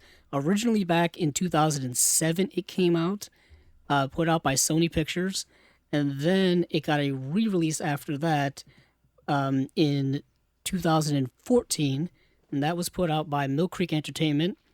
And I'm pretty sure it was the same exact transfer, probably, because Yeah. I know Sony and Mill Creek have worked with each other a lot over the years in terms of licensing, deals and whatnot. So it got a release then, and then it got another release, a special edition Steelbook release in 2017. Now, I remember when this came out, and also through Mill Creek. And this was supposed to be like a special edition of some kind. I don't even remember if it was actually special at all because it had no special features. So I don't know what was so special about it. And the video quality was, I think, still roughly the same. Although maybe they had changed the codec or something. It needed a 4K remastering and all that good stuff, which I assume it's getting now. So it's going to be a much better release than we've gotten previously. And so if you're a big fan of this movie, you're finally going to have it do some justice because it's getting a 4K release as well as a regular Blu-ray edition as well. Yeah. Yep. It's new restorations on both. So, and from the original camera negatives, and they got the because unfortunately Joel Schumacher's no longer with us. Yeah, unfortunately, yeah. The DP is the one helping approve the restoration. So, but yeah, it's I'm sure. I mean, like it's one I might pick up later down the line. It's not one I think I'll pick up right away, because I don't even know if I own the film at all. Really? So, yeah, I might. It's one of them things where it's like I know I don't own it. It's one of them things where you think you might have it, but I don't really know. Yeah, I didn't even buy it on DVD at the time. Yeah. I just didn't bother with it. All right. Running out of time, this release is notable because we just talked about these movies, so we're not going to really delve into them. Because Eureka's putting them out in the UK, and Arrow's putting them out in the US. Yeah. So that's the main reason why you're seeing these movies again. It was even. I think it was even actually. They even told us that at the time. Yeah. Even Arrow put that out there. They were like, "Yeah, we're doing it in the US." So so it's knowledge hold that we on knew. to your butts. It's different. It's different cover art, and I'm not quite sure when it comes to the features. If there's a difference between one and the other. Yeah. I would really have to take a look at it. But all you know is you're getting Running Out of Time together. Yeah. All right. But moving on from there, Stephen, where do you want to go? Well, the last thing. Okay. Severin. So we've got a big release from Severin. Big release. Stephen, tell us about it. Well, so Severin, I can tell you this right now, and this is what I'm realizing. I realized after the announcement of this set that I think Severin might put out the best box sets along with. Hot take. I don't think it's a hot take. I think between Severin and Indicator, when it comes to like the structure, like the build of the box sets and the design, they're like the two best for me. And you can deliberate on the content because some people are not going to be into everything. That's all subjective. Yeah, it's all subjective anyway. But I'm so interested in a lot of these sets that they put out because they're bringing you these like kind of forgotten filmmakers, these regional filmmakers, these filmmakers you might not have ever heard of, and all the ones I'm talking about, like your Al Adamson set or your Andy Milligan. Are filmmakers I'd never heard of until Severin presented them to me and gave me almost full filmographies, or at least their big works all to me in one set. This set specifically, you're getting 20 films on 10 discs, and this is the incredibly strange films of Ray Dennis Steckler. And this is a massive box set, like we've said, in terms of quantity. And I'm assuming size as well. You're getting a lot here. And each disc is coming with either multiple films and massive amounts of special features. We're talking audio commentaries. We're talking archival stuff. Tons of stuff with tons of stuff with Ray Dennis Steckler. Actually, like he does commentaries on a lot of these. Yeah, which is very interesting. He unfortunately has passed away. So these must have been done a long time ago. Maybe not a long time ago, but you know what I mean. because I believe he passed away 2007. 2007. So, yeah, he must have been doing stuff. Well, I think he was commentaries before obviously he's a super independent filmmaker that very much he invested in his own work. He was probably selling his own things, and I've heard you should go over to the Severin Films podcast where they break down all this stuff. They had one of the main guys over at Vinegar Syndrome actually talk with them. Joe Rubin, I think was his name, and they all go because he I think helped with putting this set together, helping get film elements and stuff, and they talked about all this stuff, and there was he owned his own video store late in his life and was selling his own film collection, stuff as his, there's so many interesting things about this guy that I can't wait to learn through this set. And, but I know me and you both watched a few of these films. Yeah. And he passed away in 2009, not 2009. Okay. I thought it was 7. So we were close. I think he passed away at the age of 70. But we did get to watch a couple of these movies because this just got announced. What, Thursday, Friday? Something like that, week? yeah. It was very late in the week, but a lot of his stuff's online. A lot of his stuff's out there. A lot of his stuff is available to watch. Yeah. Now, the quality in which it is available to watch is terrible. not great. It's not the worst I've dealt with, though. Not the worst. I can imagine the work put into this set must have been astronomical. Yeah, I know Andrew Furtado did a lot of work. Andrew did a lot of work on this. Yeah, worked a lot on this set, and this is something that he's very, very proud of, because it is a monumental set. I'm telling you, they put so much work into these sets at Severin and Vinegar Syndrome. It's incredible the amount of work, and it does say that the films are scanned in 4K and 2K from the best existing 35mm and 16mm vault elements, silver mini prints, and video masters, including several rarely seen, thought lost of, or never before on disc, plus all new special features, audio commentaries, that comes with the book and all that stuff. But I just wanted to say that these movies have probably looked better than they've ever looked before. Oh yeah, because like I just said, if you watch some of these on YouTube or wherever else online, whether it be Tubi or wherever, they just look really, really rough, rough. So these probably look amazing. But back to what we were talking about, we did get to see a couple of these films. Steven, you got to see Wild Guitar. Yeah, I got to see Wild Guitar. Yeah, let's talk about it for a second. Yeah, it stars actor Arch Hall Jr., and I believe Arch Hall Sr. was a producer on the film. And I think he and Steckl were friends and casted his son in this movie. Yeah. And it's kind of like one of those movies where you've seen the plot before. This young, impressionable kid gets kind of taken in and corrupted by, mean moguls of the entertainment industry. In this case, he's kind of like this kid's a young rockabilly kid who just shows up to town and wants to be a star. And he gets, taken in by some crooked people that just kind of exploit him and want to manipulate him and all that stuff. Yeah, and Ray Dennis Steckler, he acts in a lot of his films, and he plays kind of the fixer type in the movie. Yeah, he's like this henchman guy. Yeah, he's like the guy who if you need something done, he's the dude you call. I said the fixer. He's the fixer. Yeah. You call him fixers. Yeah, isn't his name Steak? That's his name. Something like that. Characters. But the one interesting thing about Ray Dennis Steckler, is that he would change his name throughout his filmography to different acting names. One of the movies, I wish I could remember it, but he changes his stage name multiple times throughout his career.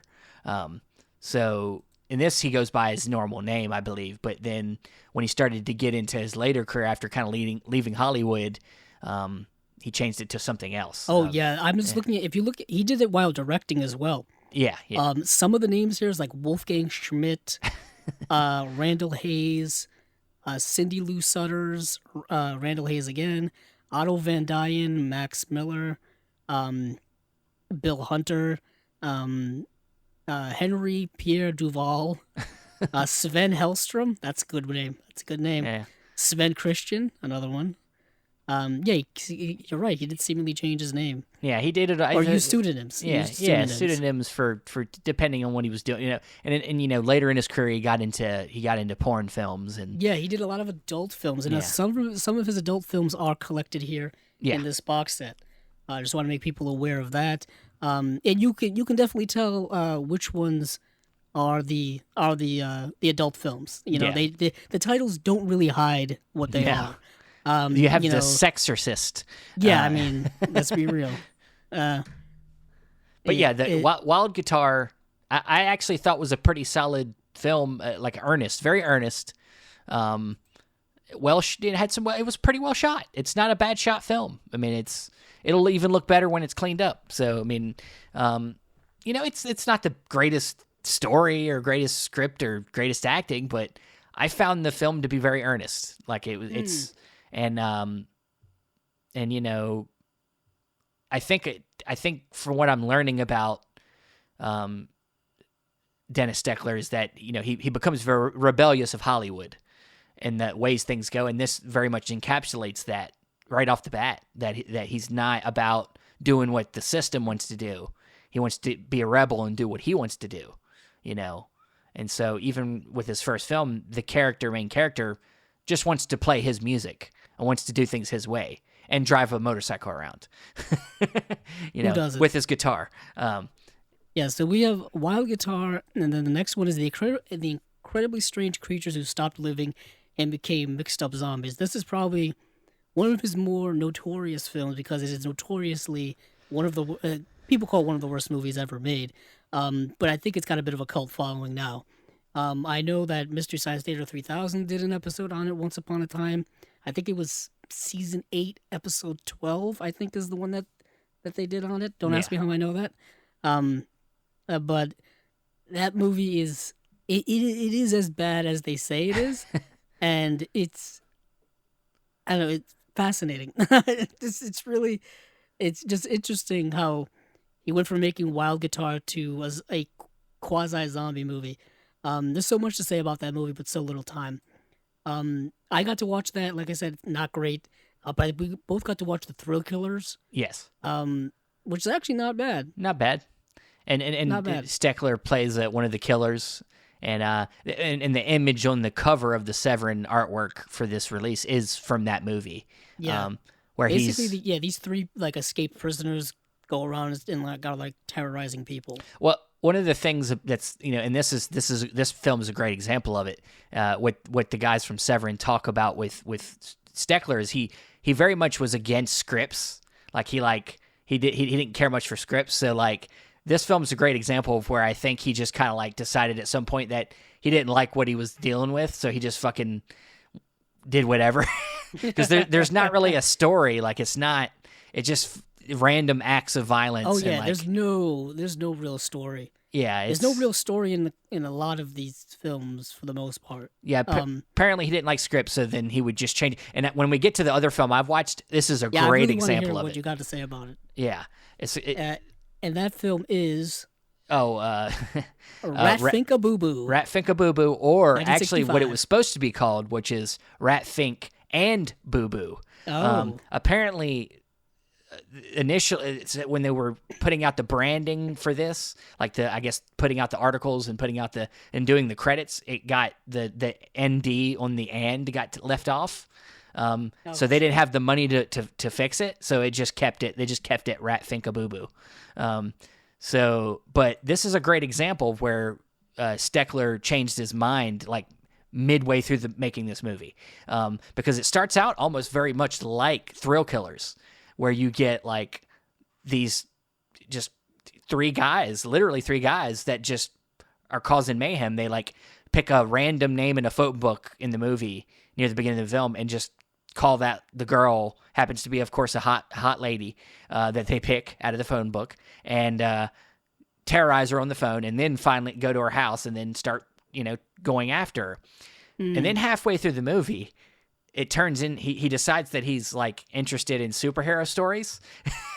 And then you get Rat Fink and Boo Boo, and they go to save this woman and fight crime.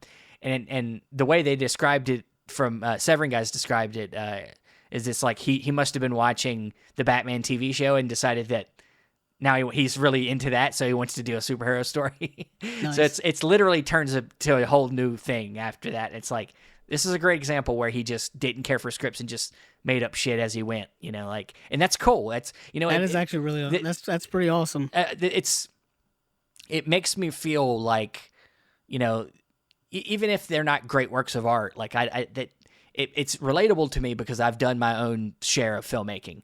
And, right. It's very modern in that sense. Yeah. It's modern, independent, student filmmaking, but YouTube with even filmmaking, more, whatever. With even more urgency to it, because it's like, back then they're shooting on film, so like you're wasting. Yes. You have to be, whatever you're doing, you have to do it the best you can do it. And now you can spend time and decide you don't want to do it. You didn't waste any money. You just erase your damn SD card. But then you're like, well, we got to do the best with what we got. Yeah, you need money. Yeah, you need money to do everything. And so, yeah, I just seeing somebody that's passionate enough to go out of their way to do things like this, even if it isn't the greatest thing in the world, I always admire. And just the stories that I learned about like them just like illegally like getting themselves in a parade in one of their movies. Like there's a parade that happens and they just like join the parade and like film it. And that's part of the movie. Like it's in one of the. This just makes me want to buy this set even more. I know, right? With you. It's in the Lemon Grove Kids. One of the because it's part. I think that's like a short, like limited series or something. Yeah, I think it's like I think it's like 4 short films or something like that. Yeah, it's like a little, and apparently one of the scenes in there, they're to promote it or a part of the show. It's like there's like a big thing afloat with all the Lemon Grove Kids characters on it, and they're all waving like they're in the parade, and they just joined a real parade illegally to film it. Nice. And I what thought you got to do. That's what you have just to do. stuff like no that. Permits. No time for permits. No time for permits. No money. Like that's the stuff that I've done myself. No like I've filmed in places I shouldn't have been. Of course. And like abandoned buildings and things like that. And that just brings me back to what I've done. And nice. I just love it. I love Severin putting out these sets of these filmmakers that are just if they didn't do it or like a Vinegar Syndrome. I don't think anybody else would. Nobody else is going to do it. These movies would probably be lost in the next 20 years or so. They'd be gone. These films would be lost forever probably. Yeah. But moving on from there, let's just list off the other films because we didn't really get to see them. Body Fever and then Cynthia the Devil's Doll, both on disc 5. Blood Shack from 1971 is on disc 6. Disc 7 you have The Hollywood Stranger Meets the Skid Row Slasher from 1980, and then The Las Vegas Serial Killer from 1987. Great year. And then I like how I slid he slides it in every time. Yeah, you were born that year. We know. Got it. My birthday's in like 2.5 weeks. Nice. Gotta get ready. Nice. So disc 8, I think, is when we start getting into more of the adult entertainment. Because you'll kind of get it when you hear these title names. Yeah. The Mad Life of a Hot Vampire, of course. No, that's normal. Nazi Brothel. That was an interesting Google search. Okay. Love Life of Hitler's Nazis, and then Count El Cum, and then Stephen. Some of these names are great. Dr. Cocklove, of course. That's normal. Yeah. Normal. The Sexorcist Devil, and then Red Heat. A lot of these adult films really don't have a lot of special features on the discs and whatnot. Yeah, they're adult films. They're all out there. There's no need to. Yeah, but I mean, there is a like Steckl does a locations tour of Los Angeles and Las Vegas. With Joe Rubin. With Vinegar Syndrome's Joe Rubin, coincidentally. And then there's an interview with one of the actresses on one of these. And then the last disc is disc 10, which has Summer Fun from 1997, Reading, Pennsylvania from 2005, and then One More Time from 2008. And then this has a bunch of special features on it as well. And that is the whole set. 10 discs, 20 movies, stuff everywhere. You know what I mean? Yeah, it's like I said, I'm super excited for this. This is coming out July 26th. Yes. Should have said that at some point. Yes. Another incredible looking set. for me. I mean, I know this isn't everybody's cup of tea, and I understand. And if it's just a matter of needing to hear other people talk about it more once it comes out, I'm sure this will be around for a little while. I mean, some of the other sets are all still around. Andy Milligan's set's still around. I think they had to reissue that set. Yeah, I think they did, but then the other one's still around. The Al Adamson, I think, is Al Adamson still in print? It might be still in print. Let me go check. I'm actually on the Severin site right now. Yeah. But I'm pretty sure they're all still in print. So I mean, there's still a lot of time to discover these movies, not right away. But if you need to go and watch some, as we said, a lot of them are available. Go check them out. Maybe something will interest you, or just like I said, go listen to the Severin Films podcast. They explain this stuff way better than we do because they were completely involved in it. Yeah. So the Andy Milligan set is still available. I'm not sure about the other ones, but obviously the Christopher Lee set is also still coming. Yep. And that first set's still available. The Lindsay Baker set. Yep. All Haunts Be Ours, which sold like it's still crazy. Selling like high. It's still selling great, and it's still available. Selling. Yeah, you can't get it now with that where it comes in that special box. The one that Steven, you posted. Oh, really? On the So the channel. box is sold out. The one with what's it got? Like the hay in it, I guess. I think oh well, yeah. That initial box that it was sent in. Yeah, that initial box. Yeah. And of course, they have the Nasty Habits, the Nunsploitation set. Yeah, it's a great set. Yep. Yeah, like I said, man, I'm so impressed by their sets. Their sets are so amazing, and they just keep giving me. They give me what I want, which is like just learning more. They're broadening my ability. They're giving me the ability to broaden my collection, and without having to pay for multiple movies. They're like editions. Like I can buy them all in one edition. I get a whole bunch of great stuff in one pack. So yeah, and then also with this set, there are I think a couple different bundles. We should bring that up because it's got I think 2 different bundles. Yeah, I think the Al Adamson set's out of print. Okay, all right. So I lied about that. Can't find it on their website. Yeah, but there are 2 different bundles. There is a Terrorama bundle, which includes a T-shirt, a Hall of Fame pin, and then a signed I think it's a signed one sheet from Carol Brandt, who is one of the actresses in some of his films, and that's limited to 300. And then the bigger bundle, which is the hallucinogenic hypovision bundle. Hypnovision bundle. Limited to 100. Yeah. This has got one of them, like the Night of the Demon mask they had for their bundle. Well, the same people that did that are doing a mask for this film, which this is where this is one of them stage names. Cash Flag was one of them stage names, and that's from Thrill Killers. He goes by Cash Flag in that film. Yes. And apparently during the time that this came out, this is one of the stories they tell in the Seven Films podcast, they had these masks out for people so that during the time that the movie came out, they would actually have people come into the theater as the Thrill Killers and scare people. And then there would be people in masks, like this, scaring people. Like That's so William Castle. William Castle, yeah. So I thought that was really cool. And so it's got that mask and then like a hat, it looks like, is also in there. And that's limited, as you said, to 100. So, it's as usual, Severin's doing a lot of great stuff here. And we got to get Andrew back on. We haven't had Andrew back. He's had a baby, so he's busy.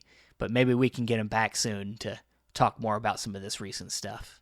And I think Severin is having their sale sometime in early June. I believe so. So, yeah. So that's on the horizon, and I'm assuming all of these will be... I don't know if they'll be available, but I'm pretty sure people will want to buy them. It's either early June or end of June. It's one of the two. Something like that with their sale. But I think that's it. Yeah. It's kind of a wild, all over the place type of week. Not as usually structured as when it comes to announcements. Yeah, but Got to make the best of it. We while you rambled can. on more than usual. Yeah. I had a little couple blank moments that lasted longer than they, you know, I know. looking for James Flowers. Yeah, yeah. When it was James Flower, I love how like one letter off and the Twitter search engine just doesn't. It doesn't can't listen. help It doesn't you. even Just give can't you do it. suggestions. Yeah. Just can't give you that suggestion. It would be nice if like you would type in the J and it would give you somebody in your friends list or people you're following. Then it could be like, oh yeah, that person. There he is. Andrew, we Click. know Twitter sucks. We get it. Yeah, we know Twitter sucks. We already know this. But with that great last point, Andrew, where can you be found? You can find me coincidentally on Twitter at Capzilla06, as well as our YouTube channel Chasing Labels. And you can find me on Facebook, Stephen Billings. You can also find me at the other Chasing Labels pages, whether it be our Instagram, Twitter, or you can follow me at Letterboxd on at Chasing Labels. You can find the audio for the podcast on Podbean, Apple Podcast, Stitcher, Spotify, and other places. Thanks again for listening, and hey, keep on watching them movies. I know I will.